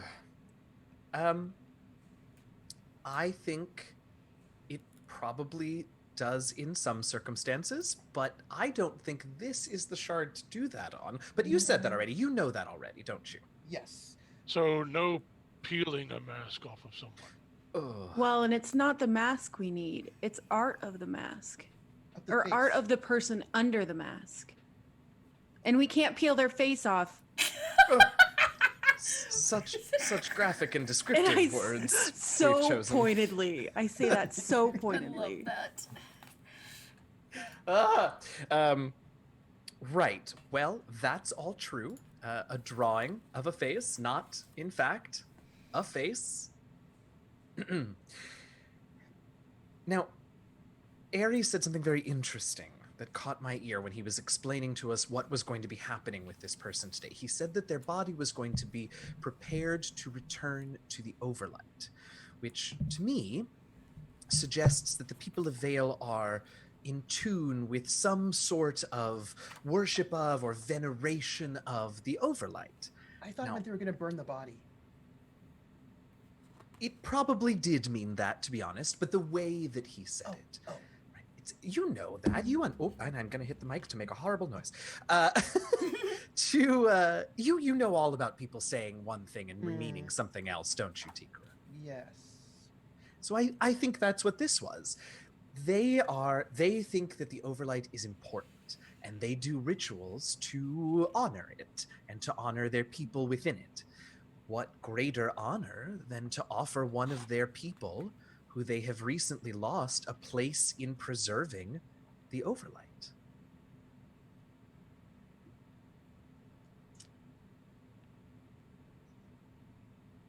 Yes. Sorry, Charlie's not laughing, but that was amazing.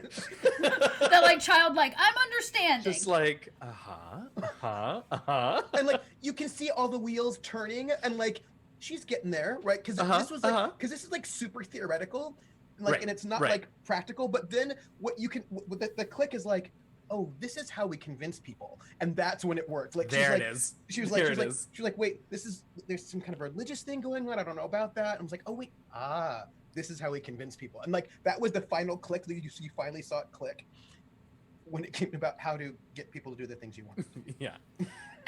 And we wouldn't even have to, lie to them, because it's all true. Maddox will undoubtedly do a beautiful rendition of this person's face, and they will be used to honor and preserve the Overlight. I mean, it seems fairly straightforward to me.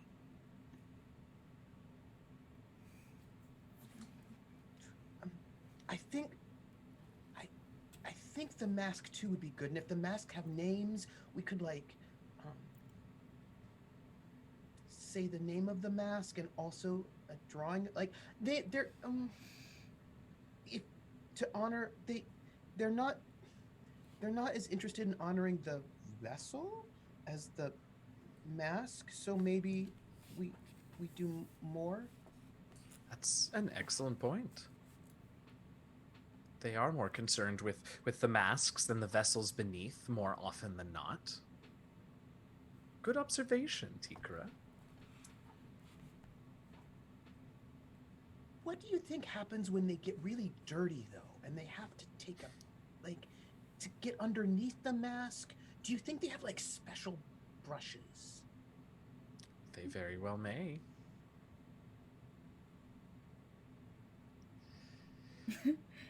Maddox, what do you think? Do you think that you can... the only other thing that they may ask of us is, you know very well I can sing your praises all the way up to Nova, but they may ask for proof that you are as skilled as we're all going to say.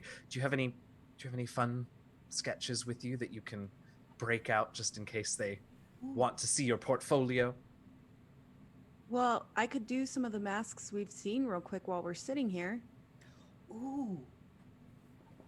Now, question for you, Dot. With what I know of Vale, is there any sort of taboo about representing masks in other mediums? No. Okay. I mean, like, say you were going to have a portrait drawn of yourself, you would have it drawn with your mask on. With a mask, okay. So I would not. I don't think so. I think it would be a lot more taboo to have somebody other than Aramel wearing one of their masks. Wearing right? a mask, sure. Like, Or that try and would like be- recreate sure. something. That would be the appropriation piece, or that would be the insulting factor for them. Sure. Okay, I love that. Then yeah, Maddox, I think that's a brilliant idea. And if I may, I would start with not Artemis, Ares. I would start with Ares' mask. That mask is older than the Shattering. No. Yes. There are I'll tell you a story about it. Ugh. I imagine all three of them are like, And somebody clip that. That was amazing. So Aramis immediately looks at Maddox like, And Tikra's like, okay. and he infinitely has more respect for Maddox we now. clearly don't like stories here on the Dot Lab. Oh my god, I'm dead. That was That's so amazing. funny. But that Tikra's was like, so ooh, good. stories. Oh, So while Charlie is telling her Long- story, yes, Long story. I'm going to draw a picture of this mask, and I'm going to use various colors of blue. Okay. I'm going to keep it very monotone, but very different values of blue. Yeah. To create like if they want some kind of proof. Okay, let's get that craft. So that'll be your will dies plus your craft dies, which I obviously assume that you have more than one of. And then we'll see how the spirit die rolls out for this as well. Okay. I'm so sorry. Oh, you're I fine. had to Take go your to time. my other screen. I know the macro just like I have to think as I walk through the macro just because my brain has to be like, this one is the thing and then this thing. I too totally lost my Roll20 window. I was like, I have too many browsers open. I have all the browsers open all the time. It's true. And they also have many tabs. And you know what? While since we're going to be drawing the mask, I might as well take us back over to that mask so we all know what that looks like. Yeah. As she draws it. I did it, but it didn't. Oh, there it went through. There it goes. Yeah, mine Okay, takes a minute perfect. too. Wow. Did I do that right? Yes, girl. Holy Hot hell. Damn, Queen. Okay, so we that got. bumped up to a 6, though. Well, yeah, so you can either take a spirit point or you can bump it to, what is it called? It's called something ridiculous. Like, I never remember which one is which. I was about to say, this is definitely in Roll20. Hang on, I can give you this. Oh, that's what it is. It's A 6, if you bumped it up to a 6, so instead of taking the spirit point, if you bumped it up to a 6, that would be known as a brilliant success. You succeeded your goal with expert skills and speed. Any secondary goals are achieved at a similar level. The player should be driving force and describing what the outcome is. So have at it. You tell me. Yeah. I think that, I'm gonna bring it up to a 6, and it's going to just really be artistic. It's not gonna, when you look at it, it's not gonna have solid lines, but it's still gonna, like, the different values are gonna be the lines for it, and it's just gonna be this very beautiful but interpreted version of the mask where you feel like you can maybe see the soul of the mask. I would say you definitely can. And maybe you're inspired because of your surroundings. There is something about Vale that is innately beautiful and creative in its own right, that is just inspirational to anyone who sits here. It is nothing to be trifled with, but you, as you draw, you can feel something, that creative energy, the overlight, flowing through you in a way that only you can do, Maddox. That maybe you've even only felt a few times in your life. And as Maddox works while a story is being told, an ancient story about some crazy demigod named Ares, who wore wings on his feet. What a silly idea. Yeah. Maddox works to create what is a literal work of art. It's almost sad that it wasn't on a proper canvas or a wall somewhere for the world to see, but instead, something this beautiful now resides in your book, your journal, your sketchbook, whatever you call it. And it does. It imbues this sense and essence of an ancient being, something that might even have been here before the Overlight or is part of the Overlight, and it almost spills off the page as you kind of finish it up. And the story, of course, comes to an end. Maybe we even get the end. Eventually. I don't know. Yeah, eventually. And, of course, the snore, I heard that, ring loud and true, over top of the end moment. And people are beginning to fill the courtyard, coming in for this event, this ceremony. Well, I guess there's no time like the present. Ready? But what then happened at the end of the story? Do you want, Tikra? Do you want more story? Is that what you're asking me? Yeah. We don't have time. Okay, Not right now. Later. Yes, you're absolutely right. Oh, but I promise, Tikra, there will be plenty more where that came from. Okay. Because were the feet bolted on though? The little wings on the feet? Were they like the masks? They were like mask wings? No, it was sort of like it was an overlight. So I can just see Maddox ready to. Yeah. You know what? Just We'll like- get back. Let's go ahead and go inside. And you cross this courtyard, like I said, that now begins to kind of bustle with energy and people. The energy does maintain this kind of somber feel. This is by no means a celebration. It is a ceremony. Some people take seats, other people break out incredible musical instruments, some maybe you've never seen before. And we begin to kind of watch as, I don't know that the ceremony begins, but is preparing as people are moving things out and so forth and so on. And you enter the building that was pointed out to you by Ares. Your feet click on an empty floor and echo outwards. There is nothing here. You enter a rather large room with some pillars, and there's a podium? Really? It's not a desk, it's a podium of stone that sits at the end. No one is there. And then Tikara looks at Charlie and goes, right. The Overlight. And like you can just see like a couple more pieces fell into place from what you said a couple hours before the story. Slowly, the puzzle pieces are falling into place, and as you walk up to the podium, there's a small bell, like ding ding ding bell, that says, ring bell for service. Some things never change. Yeah. Before any bells are rung, Tikra is going to use her perception to scope out, to case the joint, as one might do. Okay, go ahead. Case the joint. You know, you always have to know where your exits are. You just, you have to know all the things. 2. So that is a luminous success. A luminous success. The only door in this room is the one you came in. There is another door that stands closed, very clearly opens from the interior.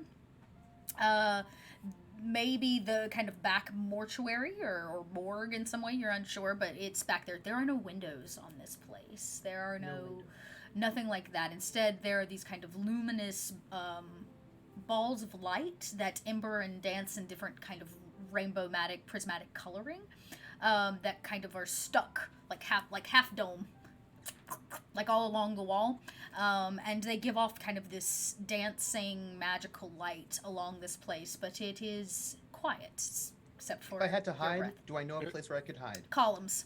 Okay. The ceilings are very, very tall. There's no way you're getting up there. But there are, basically, I imagine it's kind of like a throughway, and then there are these massive, 7 or 8 foot round columns, about 6 or 7 of them, leading down to this one podium. It feels like it feels empty. Aramis is intensely frustrated, and Takara can kind of pick up on this. He's sort of looking around. Where is the funeral feast? Where are the pyres of glory? Where is the ale? Where's the combat arena? And you can see Takara trying to imagine people having a combat in this space. She's like, well, there are no chairs. This is a very odd funeral.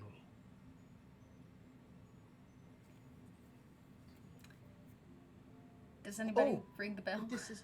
I was gonna say, is Tikra happy now with her hiding Yes. places? Can we ring the bell? She's figured out places to hide, where to escape, just in case things get really bad. Literally, there's been nothing threatening yet. This place seems like the calmest, chillest, most wholesome's not the right word, nicest place that you've ever been to, which I may be off-putting for Tikra, actually. Yes. So is the bell like one of those little bells that sits on the top of a desk? It's actually like one that you pick up and you ring. You shake it. It's like a little ding ding ding cowbell type thing, a little tiny one.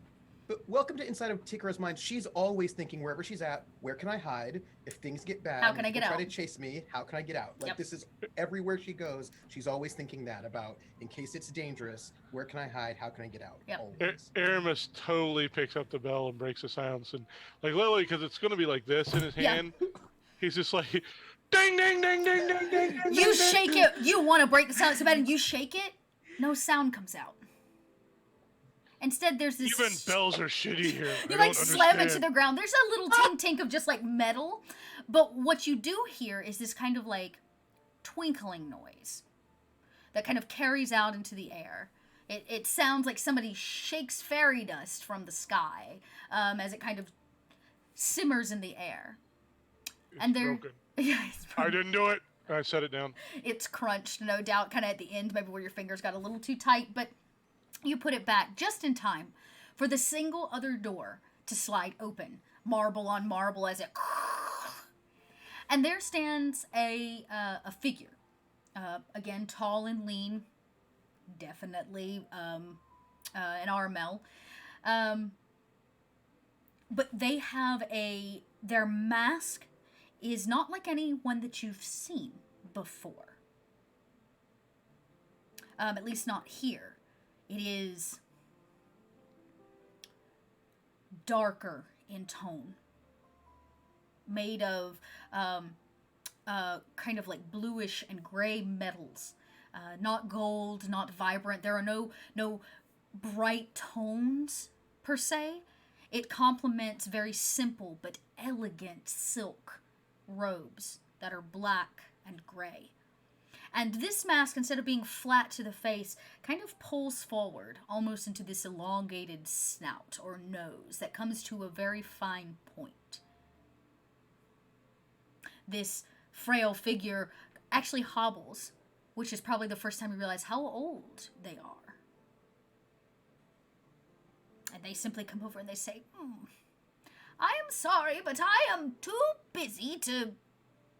And then they stop for the first time looking at all of you. I squint behind this mask. Deal with whatever it is you're doing. I must go. And he kind of slowly turns to go back to what he was doing. Like, he walked all the way out here to tell you to go the hell away.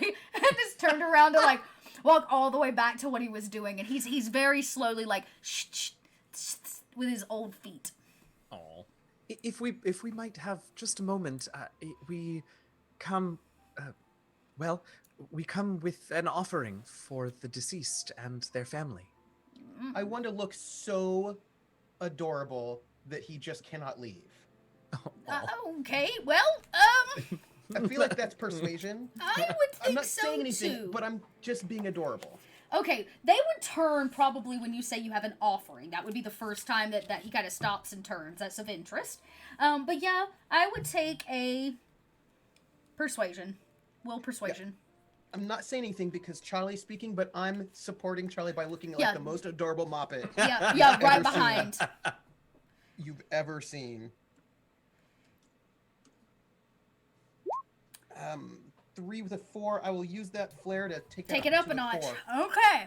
Wowzer. Radius, I mean, I am full on. This is if you've not ever seen Tikra do this, none of y'all. Well, Aramis has.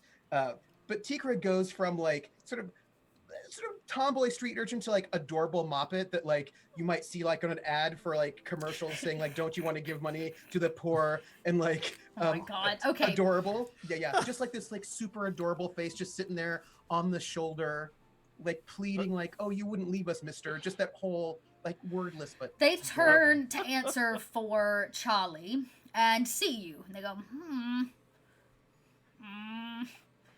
under the mask. Leans in again to make sure you're actually as cute as they think you are. And what, pray tell, do you have to offer? And who are you? And this kind of long, crinkly, old finger that probably has blood and stuck in between. He kind of points with this long fingernail. And he goes, and who are you, small one? I'm Tikra. Tikra. You are not from here. You, and he kind of points across all of you, are not from here. Why do you attend such an important ritual when you are not from Vale? We have been given permission to be here for this ritual and to offer a gift to the family of the departed. The family is in great state of grief. Tragic, it was. So we heard. Tragic indeed. But perhaps our gift can ameliorate their pain somewhat?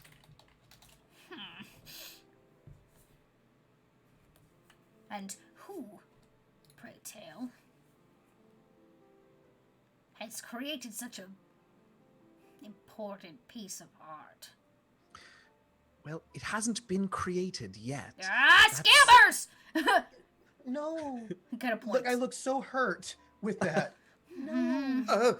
Maddox, Is it the child? That's a cute child. Oh, we unfortunately need her. She's totally given the give me dessert face. That's what it is. Yes. She uses on Aramis all the time to get lava cakes. You are preparing the departed to return to the Overlight, yes? I am. What if I told you that we could help do that in a very real, very literal sense?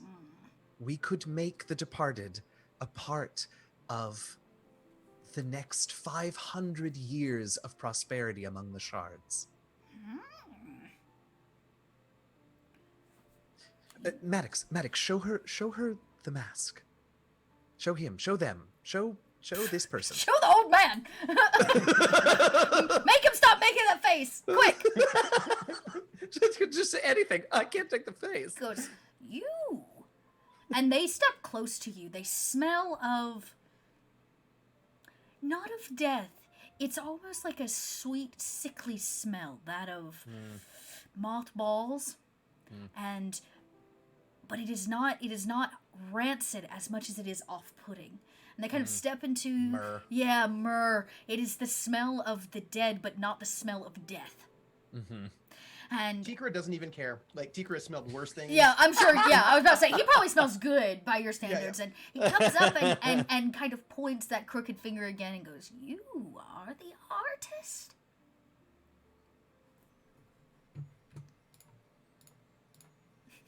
Was he pointing at Maddox or at Charlie? At Maddox. Okay, just making sure. Yeah. I am. And you are not from here. No, I'm not from here. Your skills to offer such a gift must be very good. I hold my own. And I, in the most adorable way, just like reach out and tug on Maddox's sleeve while looking the most adorable ever. And then I just say, show him the thing you made. And I'll pull it out of the like pouch on my side and open it up to the page. Kind of that spike of interest. Beautiful. What is this color here? It is so other. I don't know the name. It was the color that spoke to me from the mask. It was created by combining the particular... Not what you were asking. Never mind. Charlie. Yes. As much as I would love to give you permission to be part of the passing rites, this is the gift of the family and the lineage of the mask in which it lives. You must speak to them. They reside in the mourning chamber, for they are gifted their appropriate time of mourning.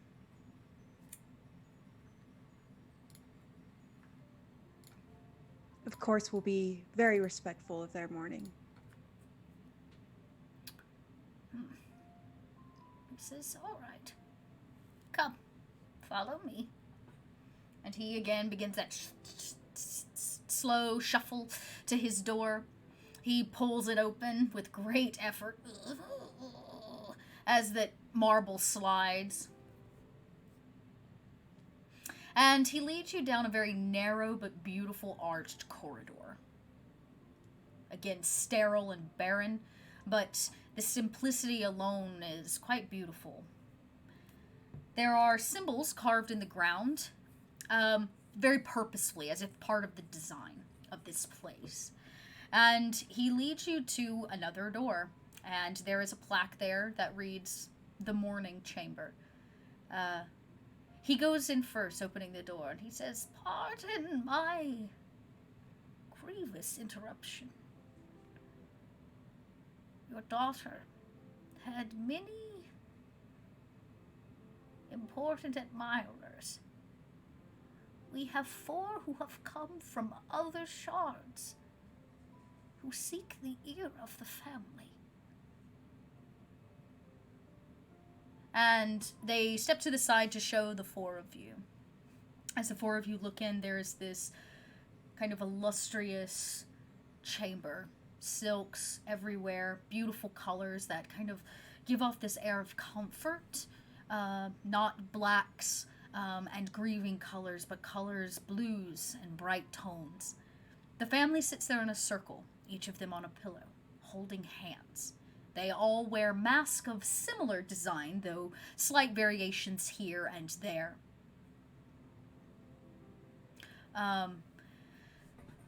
The kind of matron, I guess you could say, of the circle, she releases the hands from her relatives, and she looks up at all of you. You can see even through the mask that her eyes are red with tears, and her face, what makeup she wears underneath, runs almost underneath the bottom of the mask. She pats herself to clear up, and she stands and looks at everyone else, and she says, "Do not stop mourning." And she exits to take time with the four of you in the hallway. She closes the door. The elderly man says, "When you are done, there," and he points to the only other door at the end of the hallway, kind of scary in its own right, and he begins shuffling. This other woman simply says, "I have very little to say."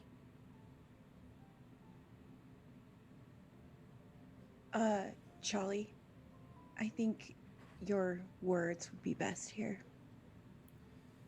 Madam, first, our deepest condolences. You'll undoubtedly hear that many times today, but know that even from across the shards, we feel your grief, and we are very sorry. We have come here to be honest with you, because that is what you deserve. We came here not to bring you a gift, but for a completely different purpose. But it seems that the Overlight had other ideas. You see, we are on a very important mission to ensure the continued strength and power of that which gives all of us life, the Overlight itself. And if you would agree to it, we would like to provide your daughter, was it? Did we see them? It was her daughter. Okay. That you heard. We would that. Heard that, right. Oh, they weren't in there, that's right. We would like to provide your daughter with a place among the ritual that we go to perform.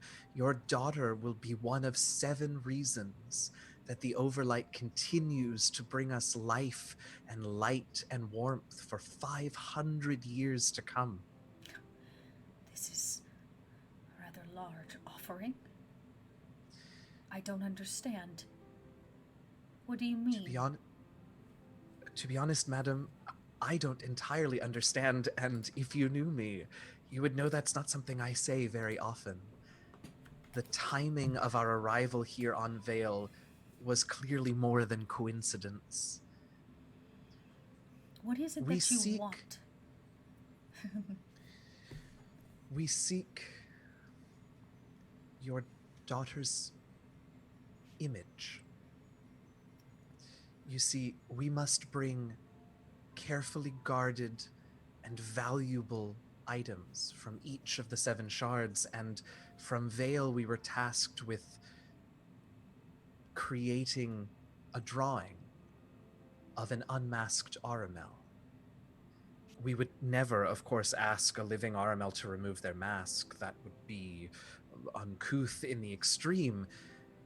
But what better honor to give your daughter in her moments of unmaskedness before she returns to the Overlight in body, but to depict her likeness and take it with us. My companion, I know that this is a big statement, being on Vale among the greatest artists in the 7 shards, but my companion here rivals your best, I dare say, and would do your daughter great justice and honor. She looks over to Maddox to take that moment in, and she simply says, I do not understand. You've come all this way to draw my daughter without her mask? We came all this way to preserve the Overlight. The Overlight saw to it that we would arrive at such a time that we could use your daughter for that purpose, that we could honor her and make her part of everything. The last time... Tikra climbs down off of Aramis, and in her littleness walks up to this woman. And this is going to be my persuade check. Okay. And just here we go again. Being quite like I'm a little kid. This is all fail. All fail all the time. Okay. That's a. Tell me what you say or do, and then I'll. Well, it's a. Well, hold on. I can spend one of my spirit points. You could. and I will. Do that. I will do that. I will do that. I want spirit points given to me by Charlie, Okay. by the way. Okay. So I will bump that up from a 1 to a 2, which will make it a luminous success. Correct. And I will walk up to her, and I will look up at her, because I know she's very, very tall. She is. And I am not. And I will say, I'm sorry about your daughter.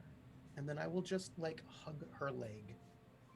She is rigid, as you do. Physical touch is an art form, but is not in itself a way that a lot of Vale express themselves. She waits till you are done with your hug, and she, as you kind of step back, she grabs you by the shoulders and puts an appropriate distance between you as she speaks again.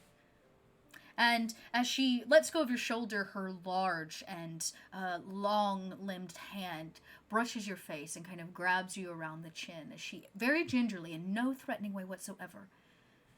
And she looks down at you and she says, the last time I saw my daughter, she was even younger than you. I don't even know what her face looks like anymore. I will grant you this request, but I want to see it when it's done. Of course. And she says, I must return to my grieving, for I only have a short time. She says, you can find me after the ceremony. She almost goes to say something else, and then decides not to. She pushes the door open. Her family is still there, hand in hand, her pillow open. She takes her seat. The nearest to the door closes it behind you. Nobody even looks up at the four of you. You've been given your permission, but under a certain requirement. Oh no. Do we have to find the old dude again? Yes. Well, I mean, unless if you want to see the body, Back door. Yeah. So Right. you shuffle down again this kind of long and empty hallway. Again, a giant metaphor for probably the people of Vale. Empty on the inside, beautiful on the outside. And you make it to, I wouldn't even say it's a door as much as just an open archway that leads into a workspace, clean and sterile. The slabs that the bodies are laid out on are covered, but they are made of beautiful marble. And she sits in the middle. Window, the first and only one in this entire building that you've seen, is in the ceiling. And somehow, through the gift of the Overlight, it shines through, casting a prismatic kind of circle or glow on this one area in the middle of the floor. And you see her. The body, laid out on the slab, prepared. She's in a beautiful dress. The train drapes all the way off the end of the marble piece and slab that she lays on. Contrasting this incredible room is this haggard man who wears these dark clothing. And he finishes up painting. You can see a brush, something onto like her hands and her arms as he prepares her. She still wears her mask. And it is massive. It takes up so much of her face. And it sits wide and tall. And he goes, you made it. I assume since you are still standing and not arrested, she gave you permission to be here? She did. Well, what do you think? I think that the RML are some of the greatest artists among the Seven Shards, and the masks that you create are wondrous works of art.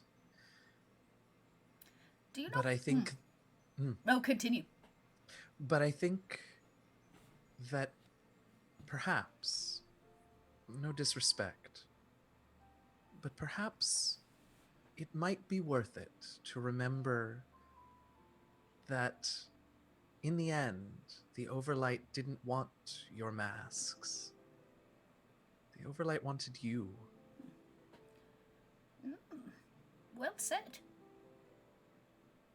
Especially from someone who does not entirely understand our customs. I like you. And I've no doubt that I have far oversimplified the customs relating to your masks. And had we more time, I'm sure that I could ask you more than a few questions about it. But He simply says, don't stand so far away. Come in. I can't see you. And you realize this is the second or third time he's mentioned his vision. Maybe as you get closer, maybe as you spent more time, you realize that their eyes are kind of a milky color. That they may in fact be partially, if not all, blind, and probably what allows them to have this job. But even Wow. in their state of blindness, he has prepared her in such a way.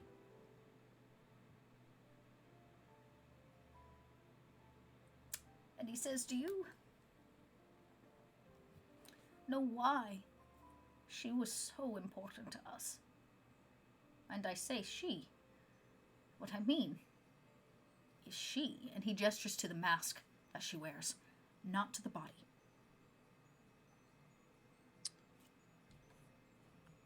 we don't. Would you do us the honor of telling us? Once a generation, a female child is chosen to wear this mask. It is said it is so heavy that often the female chosen will become physically altered by its weight as she grows. It is the burden of beauty, the mask, as it is called. The vessel, he gestures to the body, that wears it is the most beautiful,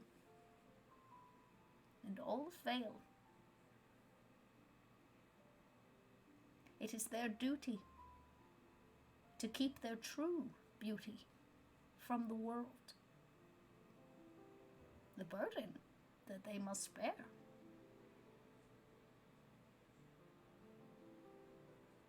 This mask, I've seen the head of 12 women,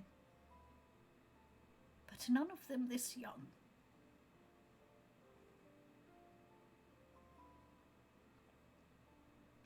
It is time for me to remove the mask. I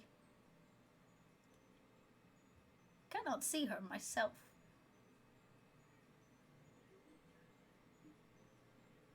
But the mask must be taken to the ceremony. And he walks over and the four of you watch as he removes it. He can hear the snap from the back of her head. And he grabs the kind of wide sides of this mask as he lifts and slides it off of her face. Is there any indication how she was murdered? That is what Tikura is. Interesting.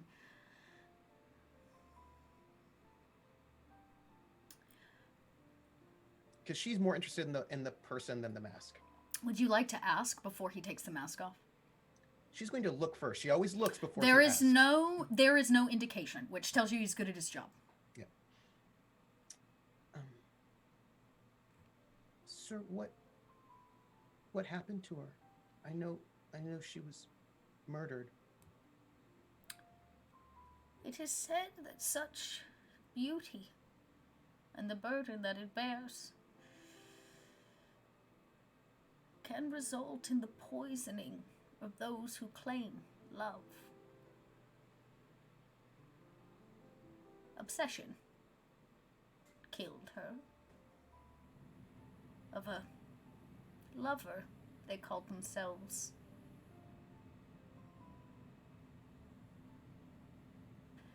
How old does she look? The mask is not off yet, but based on her body, she's very young. She might be 22 cycles old. So old. So old.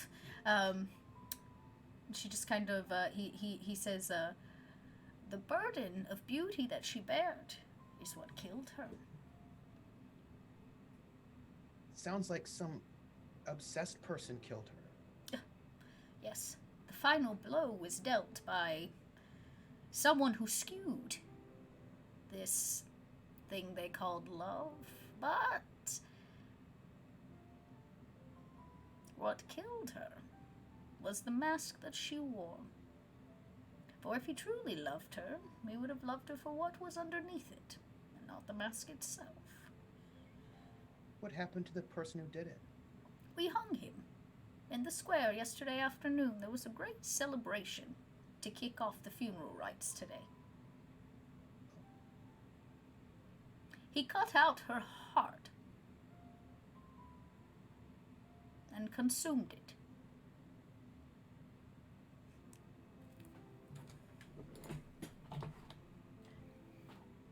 Oh.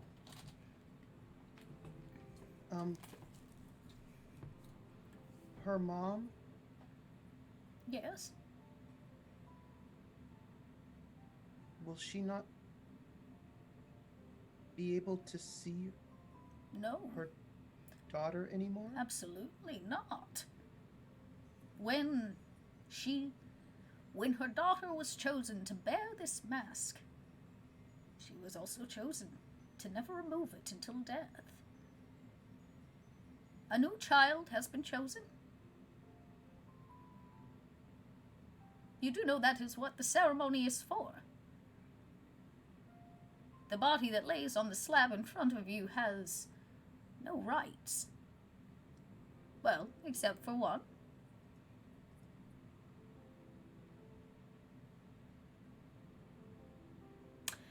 And he finishes slipping the mask off. What was her name? Her name? Her name. And Tikra points to the body, not the mask. Right, he says, oh, the vessel. She was once known as Avina.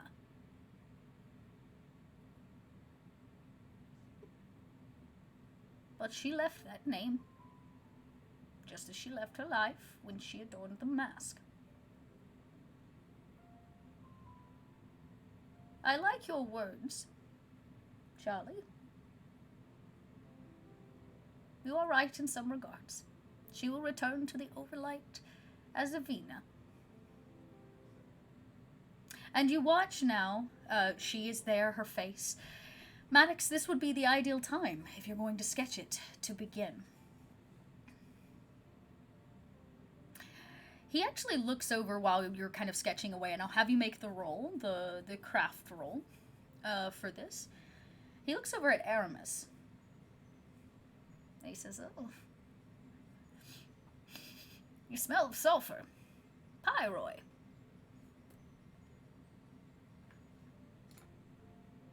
Oh, Kai, we can't hear you. I'm sorry. If you said anything. Oh, that's okay.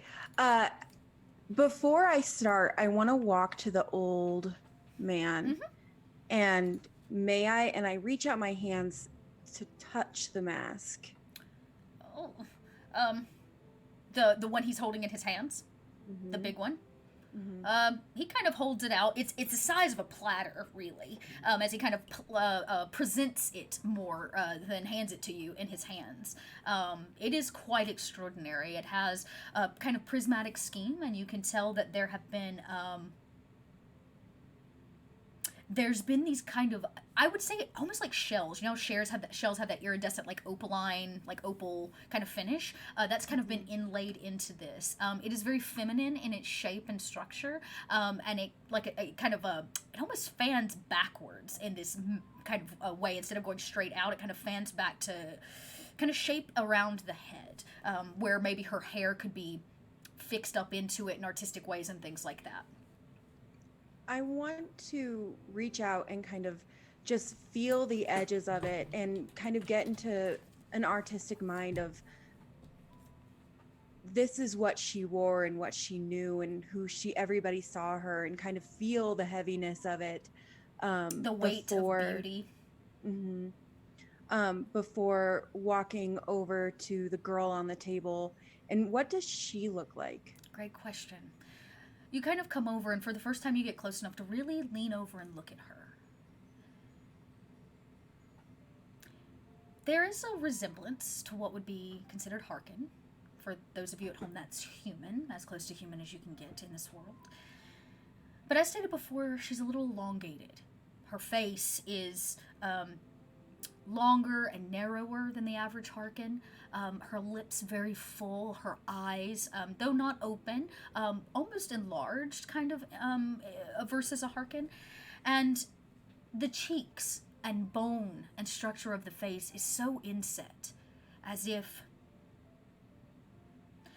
what they're trying to hide is the truth that Vale is a hollow piece of what they say it is.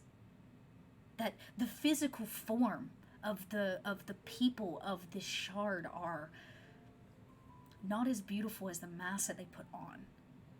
She is lovely in her own right, but if she's the most beautiful, then there's no telling what's under everybody else's mask. But she lays there in this ethereal way, her skin this creamy white color, never having seen the sun pieces of it. And she looks beautifully sculpted in her own right. I start to lay out my paints that I have very meticulously, just like taking in this beauty of who she is and thinking internally about how her light wasn't able to show because of the mask and how I want to represent that. And I start to draw the picture that I start to imagine. And do you mean to do craft before I do. I want you to go. I want you to go ahead and roll it. So let's see how much of this is in your control and in theirs, and then we'll cut back to what he was saying to Aramis as you kind of sketch this out behind his back. Okay. So My nervous. type of dice is. Ooh, what is it? What is it? What is it? They didn't say it had to be a good drawing. They just said you had That's to have fair. one. There was no signifier. So you said it would be craft? Yes, it would be craft. Okay. Could I look? This is not my thing, but based on everything that Kai / Maddox just told us, how would you feel about a compassion craft? I would say, you know what? Because you went to the mask first, and then you came back to the body, I would give you a compassion craft. The place that Just you're, I know, like, the place from what Maddox and I yeah, talked about, the that's place her. you're coming from here is not that of creation. It's that of justice to who this person was, which I think is a little bit more compassion-based than, say, if you wanted to make it beautiful, it would be craft. But this is not what you're trying to capture. Well, compassion craft right, versus yes. will craft. Willcraft, correct. I'm sorry. Yeah, so we're going to roll compassion craft instead of willcraft. Very nice. Hot damn. Okay. You begin to sketch. It's going to take you some time, at least a couple minutes, to really get what you're looking for out of it. And you begin to kind of scribble away, and we hear that sound of charcoal or whatever medium you're using, your paints, as they push against paper. But this elderly man walks over to Aramis and does exactly that, kind of sniffs the air and says, I'm sulfur. Pyroy. He kind of points in your direction. The gift of the obvious does not escape you. I have spent a long time honing my skills, knowing he's blind. And he says, you must think this is all very strange. It is. And he sort of looks over at Maddox. Different. Obviously, he wanted to use different words, Yeah. but he's just totally just You're biting being his tongue. diplomatic in your own right. You're Yeah. trying. Okay. He kind of, I would think the old man snickers. He may not have ever dealt with a pyro, at least not proper, but this is interesting to him. He says, well, you have ceremonies for your dead, yes? Burn them, if I remember correctly. Yes, it's more of celebration. Oh, I like this. We celebrated yesterday. And tonight we will celebrate again. He says, but there's one thing I think you'll connect with, Pyroy. What's your name again? Aramis. Aramis. He kind of tinks his fingernail on your hard exterior. It's just like a ding ding as he kind of points. Aramis, right. And he kind of comes back over. He can't see the painting or the drawing, which is so funny. Earlier, you guys were like, look at this beautiful thing. It's like, oh, yes. He didn't know he was quite blind yet, but he comes over and he says, do you have what you need? Tikra is by the body. She has like climbed off and she's kind of spent most of this time just kind of looking at Avina's face. It's like she's sort of by Avina and just sort of looking at her face, and she's sort of just there. Sort of it is encapsulating, and like I said, its own way. She is stunning, if not rigid and jagged in her facial structure. Very, very specific. Yeah. They have a beauty aesthetic. Very much so. Yeah, very much so. And some people would consider this emaciated almost. In the way that the bone structure juts from the face and the way that the skin hangs so tight to it. And as you stare, Maddox sketches away. And I'm gonna finish my painting, but I'm not ready to show the rest of my party. I want to give that to the mom. I want to give the first look to her. It's wonderful. You hug the book tight to your chest as, when you can finish, and you can see the mask has been placed on a very large pillow that is kind of set off to the side. It's clearly going to be picked up for the ceremony, but he walks over, and surprisingly, even his old age, he slips his hands under the body and picks her up and slides her off the table, and he says, come. Usually I do this part on my own, but you, what was your name? The Pyroy. Aramis, come. You're gonna like this part. And he kind of, again, his feet like, and he kind of heads all the way across. You pass all these dead bodies, identical, laid out. Sheets draped up over their body where they're still being, like, fixated in their mask on them. If their masks are already gone, the sheet has been laid over. And he enters a space that has this kind of rigging and whirl of machinery. Takara, this is something you do know. There's a lot of machinery on Harkin in a kind of different way. And this space is warm, temperature-wise. And you see there's a chamber. It is behind glass. Another pedestal, just like the one before, is isolated in this small glass chamber. At the top, an oculus. And he walks into this room. You on the other side of the glass, lays the body down, stretches her out, makes sure she is perfect.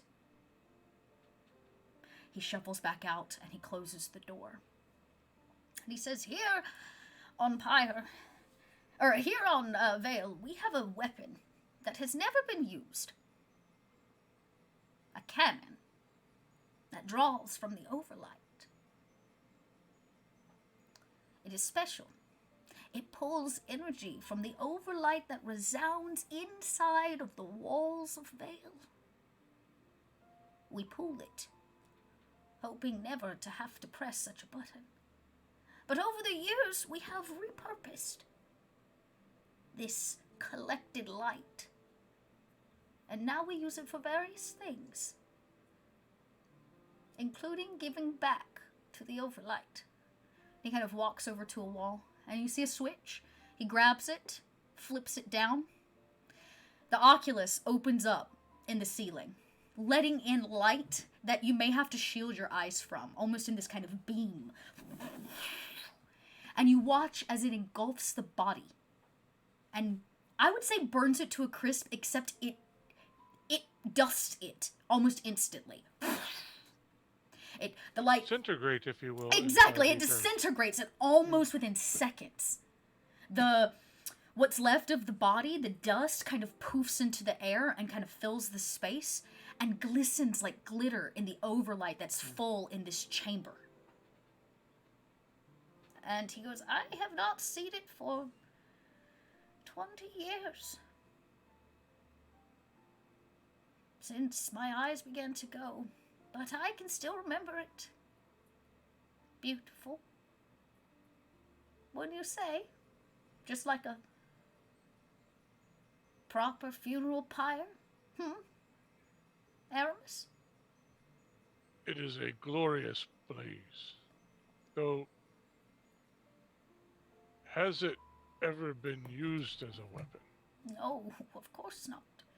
Bale has been lucky enough to never go to war, but we would like to be prepared.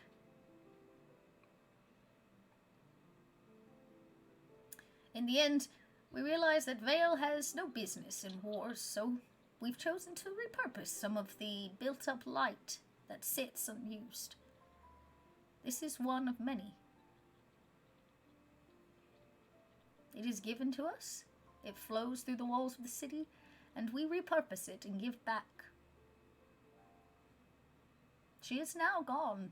There's nothing there, not a dress, not a body. And eventually he flips the switch again and the oculus closes and the dust that's in the air continues to kind of simmer and glisten with this kind of glittering effect as it slowly drifts down to the floor. How old was she when she was chosen? 4. Oh. And he says, you hear outside through these thick marble walls is like burp, burp, burp, this kind of fanfare of trumpets, and he says, oh, just in time. Come, the celebration begins. And he leaves you all outside. I imagine that Maddox and the group may hang behind to deliver.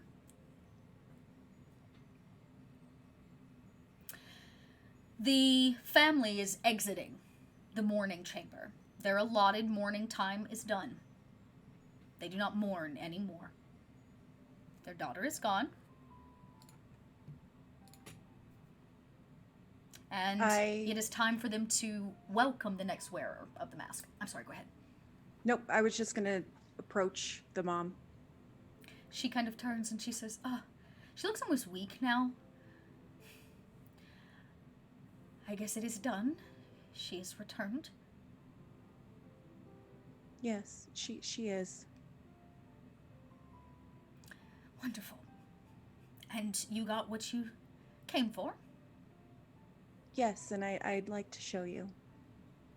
She watches as her family kind of leaves. She takes a deep breath as if she's unsure if she can even do it.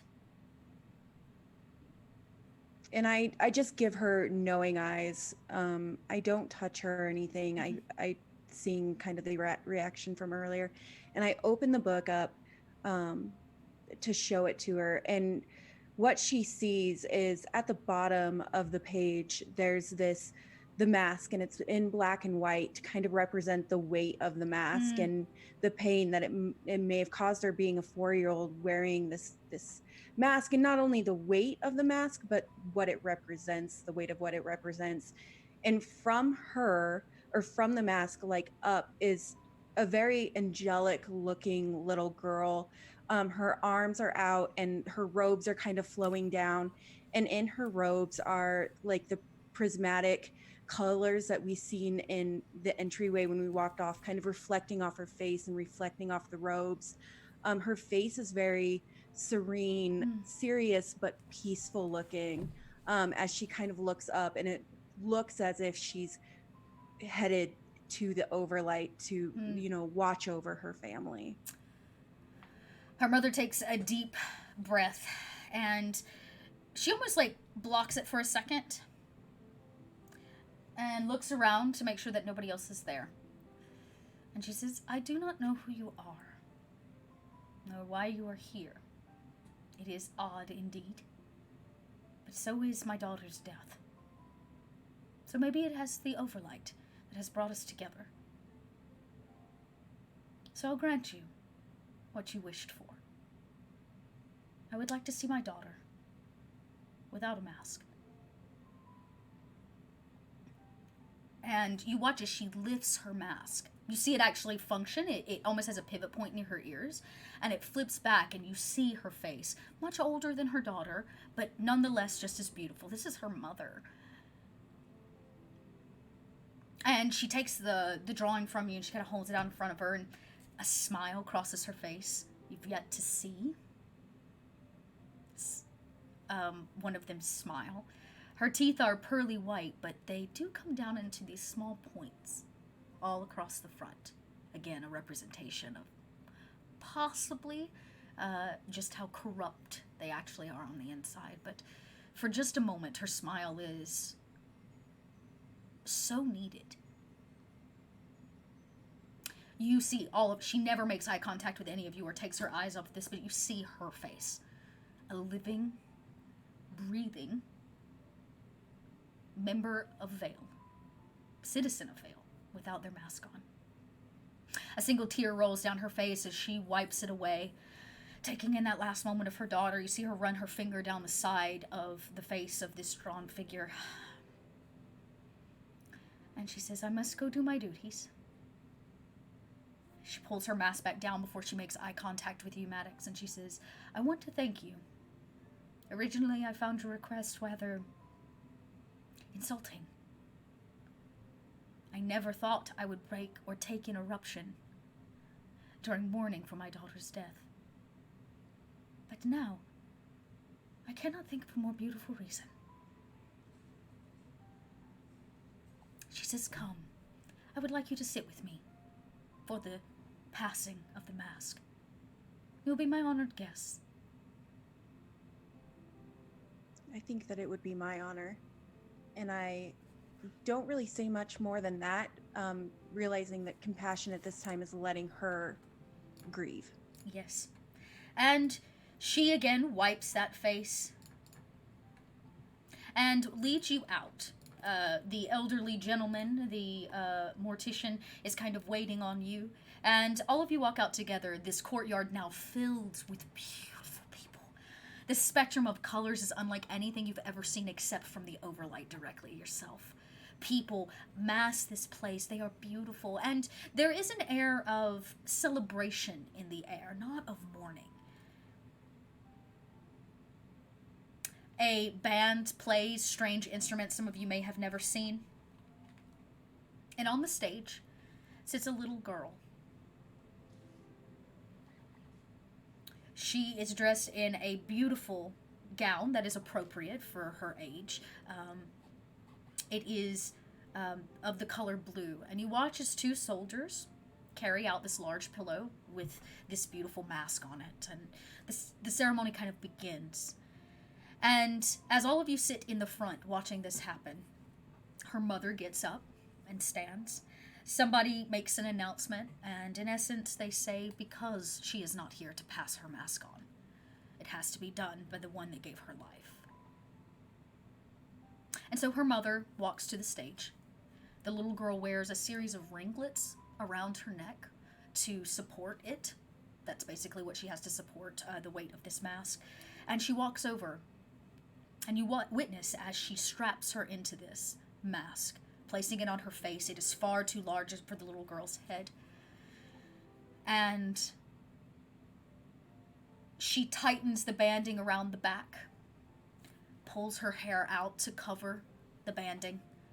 And there's a moment of silence that falls over all of Vale. As the mask of beauty is passed on, the burden is now once again that of the most beautiful to wear. And the cycle has started anew. But today, on Vale, something else was done. Something that has not been done in all of history. The sketching of the true face of an Armel. Who they really are. Not hid behind mask or laden with burden.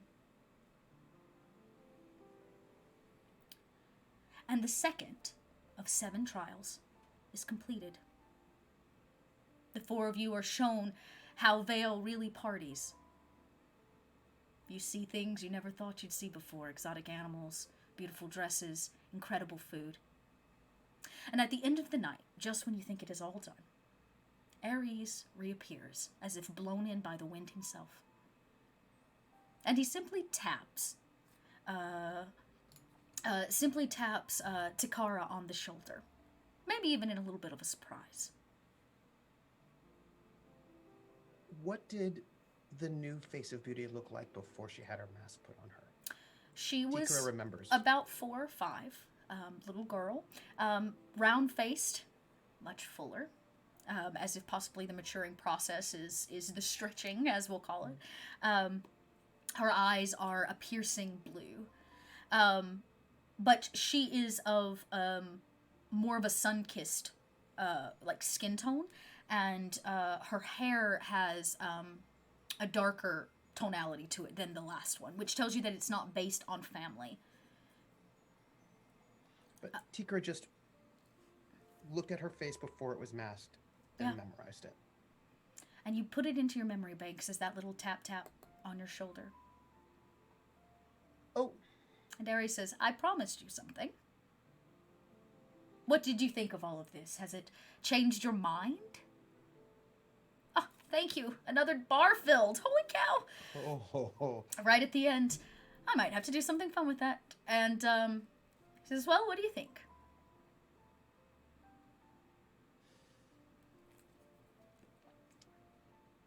I don't know. I suppose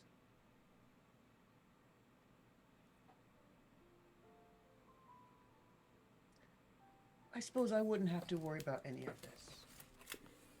You wouldn't have to worry about any of it. And why is that? Oh. I'd never be given the Mask of Beauty, so I'd never have to worry about that. This is our child. The Mask of Beauty, remember, is a burden. One that only somebody from Vale can bear the burden of. But you have a different burden to bear. You are Skyborn. Your interests do not lie in one shard alone. Your job is significantly more important than, say, a mask such as this. Because you bring light to all people of the shards, do you not? You and your friends, as motley as you are, and kind of gestures.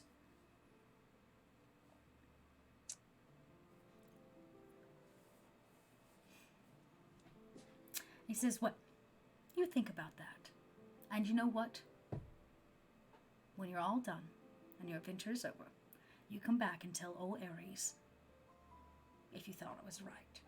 Until then, I promised you a treat. And I have brought them for you and your party. And he opens up his hand. There are 4 small, what look like stones, except they are luminous in some way. They almost ember like the Overlight does. Sheen like in this opalescent kind of finish. And maybe you go to reach for him and he pulls him away and he kind of jerks him back and he says, He says, since you witnessed her passing into the Overlight, I suspect that you know that we harness it in different ways.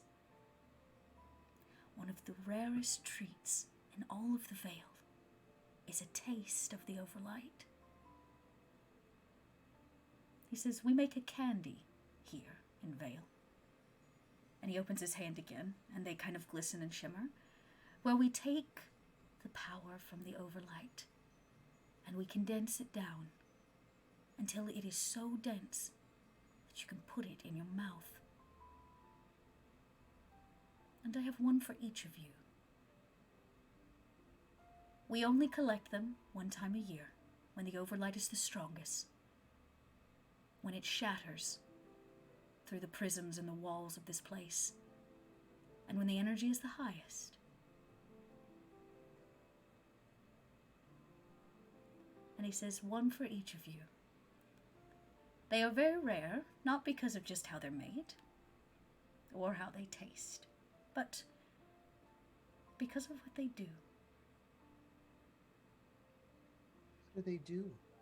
You see, this candy can only be consumed by some, those closest to the Overlight. And for Skyborn such as yourself, many of them find that these candies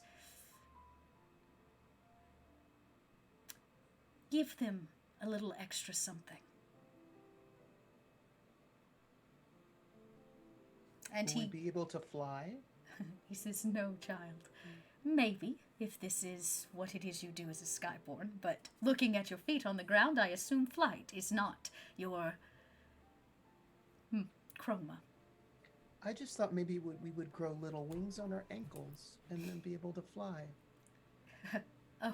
That's my fault, Aries. I told them a bit about your mask's history. I hope you don't mind, but Not at all. I was so flabbergasted when I realized who you were. Who the mask is, you mean? Yes, I suppose I do. And he pulls her hand, Takara, and dumps these 4 stones, which look much larger. They're basically the size of like an everlasting gobstopper, in essence. This is my Willy Wonka moment. And they're... warm is not the right word, but they let off energy. You can feel that as a Skyborn. They simply I just say... need to peek at his ankles. Yeah. I just have to peek to see if they're wings. He sees you noticing and lifts his robes, which is probably terribly unheard of and uncouth, to show you that they simply wear sandals. There are no wings. He says, unfortunately, I've not been gifted the way that you have. Neither has my mask, at least not for many, many thousands of years. You never know. Maybe next week.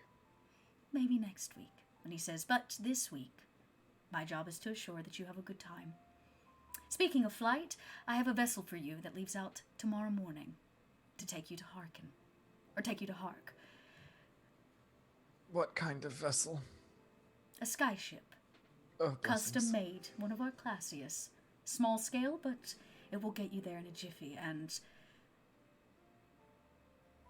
he kind of looks over at Aramis and says, as beautiful as the heat balloons are that come from Pyre, this will be a much easier journey for all of you. And he closes your hand, Takara, around them, and he says, now come. It is time for us to celebrate. For... What are they called? What are what called? The candies. He says, it's a prism drop. And he says, be careful with them. They don't explode, do they? He says, they do not. But they affect everyone differently, just as the Overlight does. And he says, now come. Let us party. Another successful passing of the mask of beauty, and new history has been made today for our shard. I feel like, and he looks right at Maddox, that is a reason to celebrate.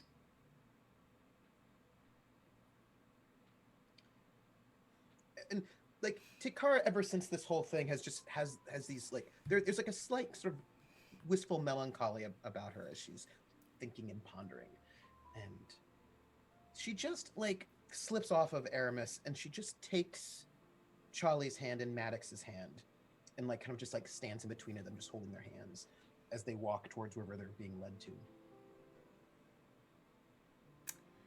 And off, I'm guessing the 5 of you walk into the celebration. Just as you might expect, it is quite a party. You're met with comfy beds, the best hospitality, and an airship first thing the next morning.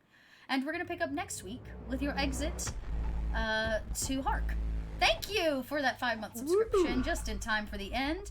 Your shatter bar is what brought the candy to you. So I did give a good gift in replacement of you almost getting blown into the middle of nowhere. Yeah. Really, I did not know. I had no idea how tonight's episode was going to go. I mean, like, I knew that you could have gotten her face because of that, but you could have done it 1,000 different ways. So I'm just going to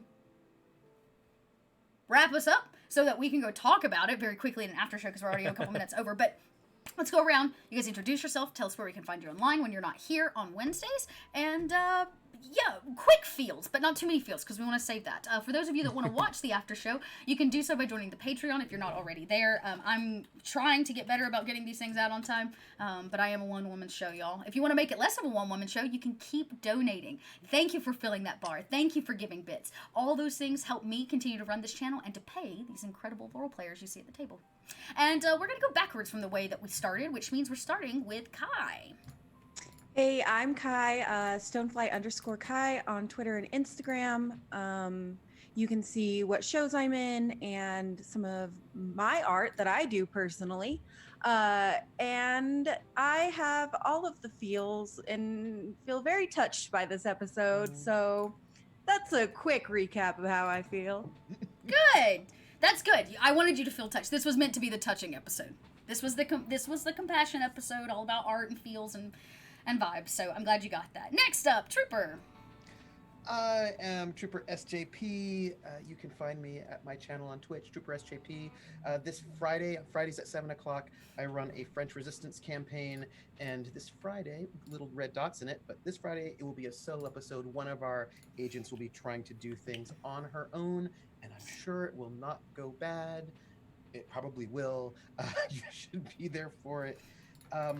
Yeah, a lot of feels, a lot of really interesting and nuanced and varied feels. And I think we did get a cry from one of our cast members, so I feel like we're 2 for 2 right now. I was about to say, Yep. I almost choked myself, so Yep. we'll count that as a 1.5 Z. So I think we have 2.5. So I'm just saying. 2.5? Oh, we made 2.5? Okay, well, Yep. there So we that's- are. 2 for 2, babies. 2 for 2. I saw you over there. I saw you. All right. Mhm. Eugenio. Hey, everybody. I'm Eugenio. You may know me as DM Jazzy Hands. I'm the DM and producer of The Last Refuge, an actual play D&D podcast. You can find me on Twitter at DM Jazzy Hands. You can find my podcast at DND Last Refuge. Wednesdays are always extra exciting for me because I've got this in the evenings and we drop new episodes of the podcast first thing in the morning.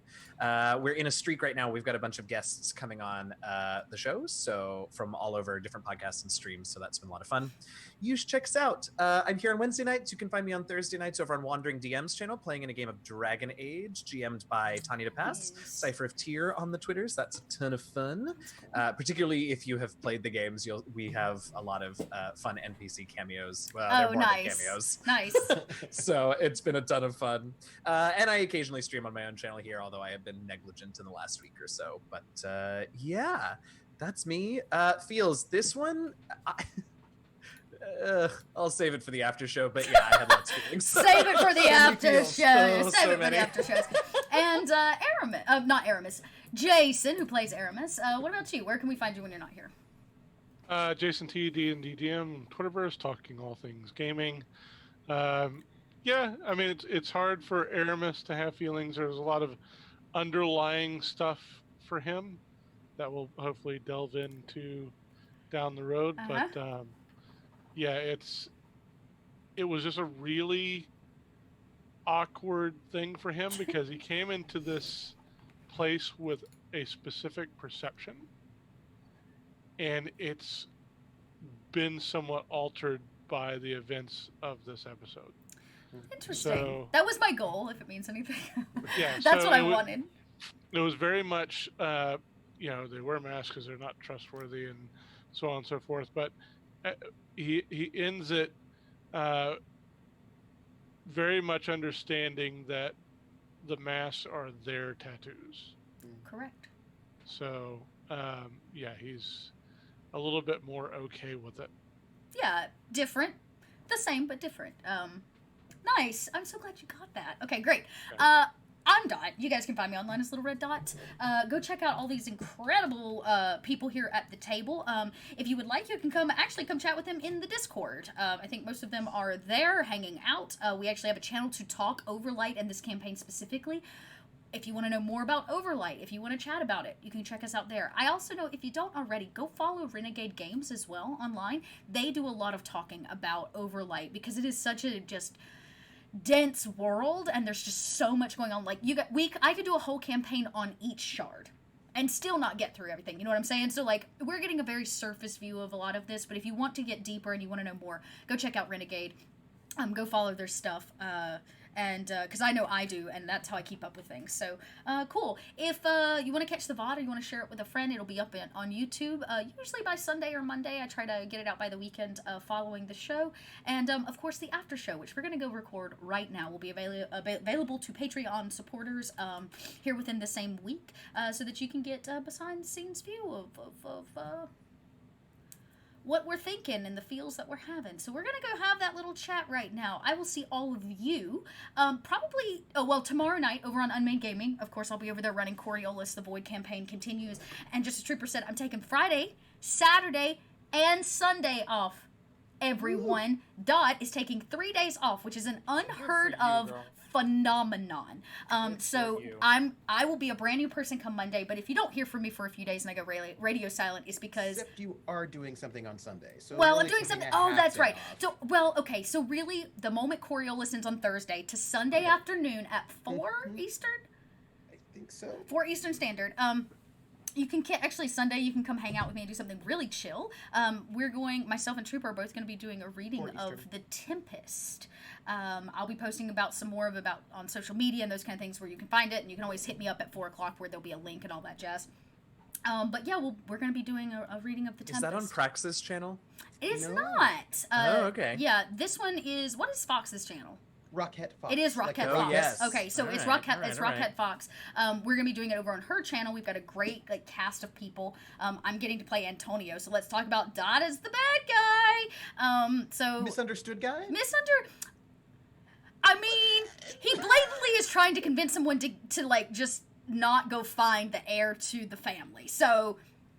Bad, good, manipulative, maybe is a better term. He's a manipulative little fellow, but I'll be there. Trooper's going to be there playing Ariel, so it'll be an interesting little Sunday afternoon extravaganza, and then I'll be hard back at it on Monday. So until then, thank you all so much. We'll be back same dot time, same dot channel next week for more more Overlight as we move from Vale to Hark, which will be a very dense contrast. Hometown. Yeah, hometown time. So until then, you guys be good, wash your hands, and stay safe. And know that we love you. Have a good one. Bye, everybody. Oh, let's raid somebody. We're gonna go raid Bub or not. He's live right now. Go show love to my Bub. I adore him. Literally, go show love in chat before you leave, and peace out. We're gonna start that raid. Don't go anywhere. Off to the Bub we go.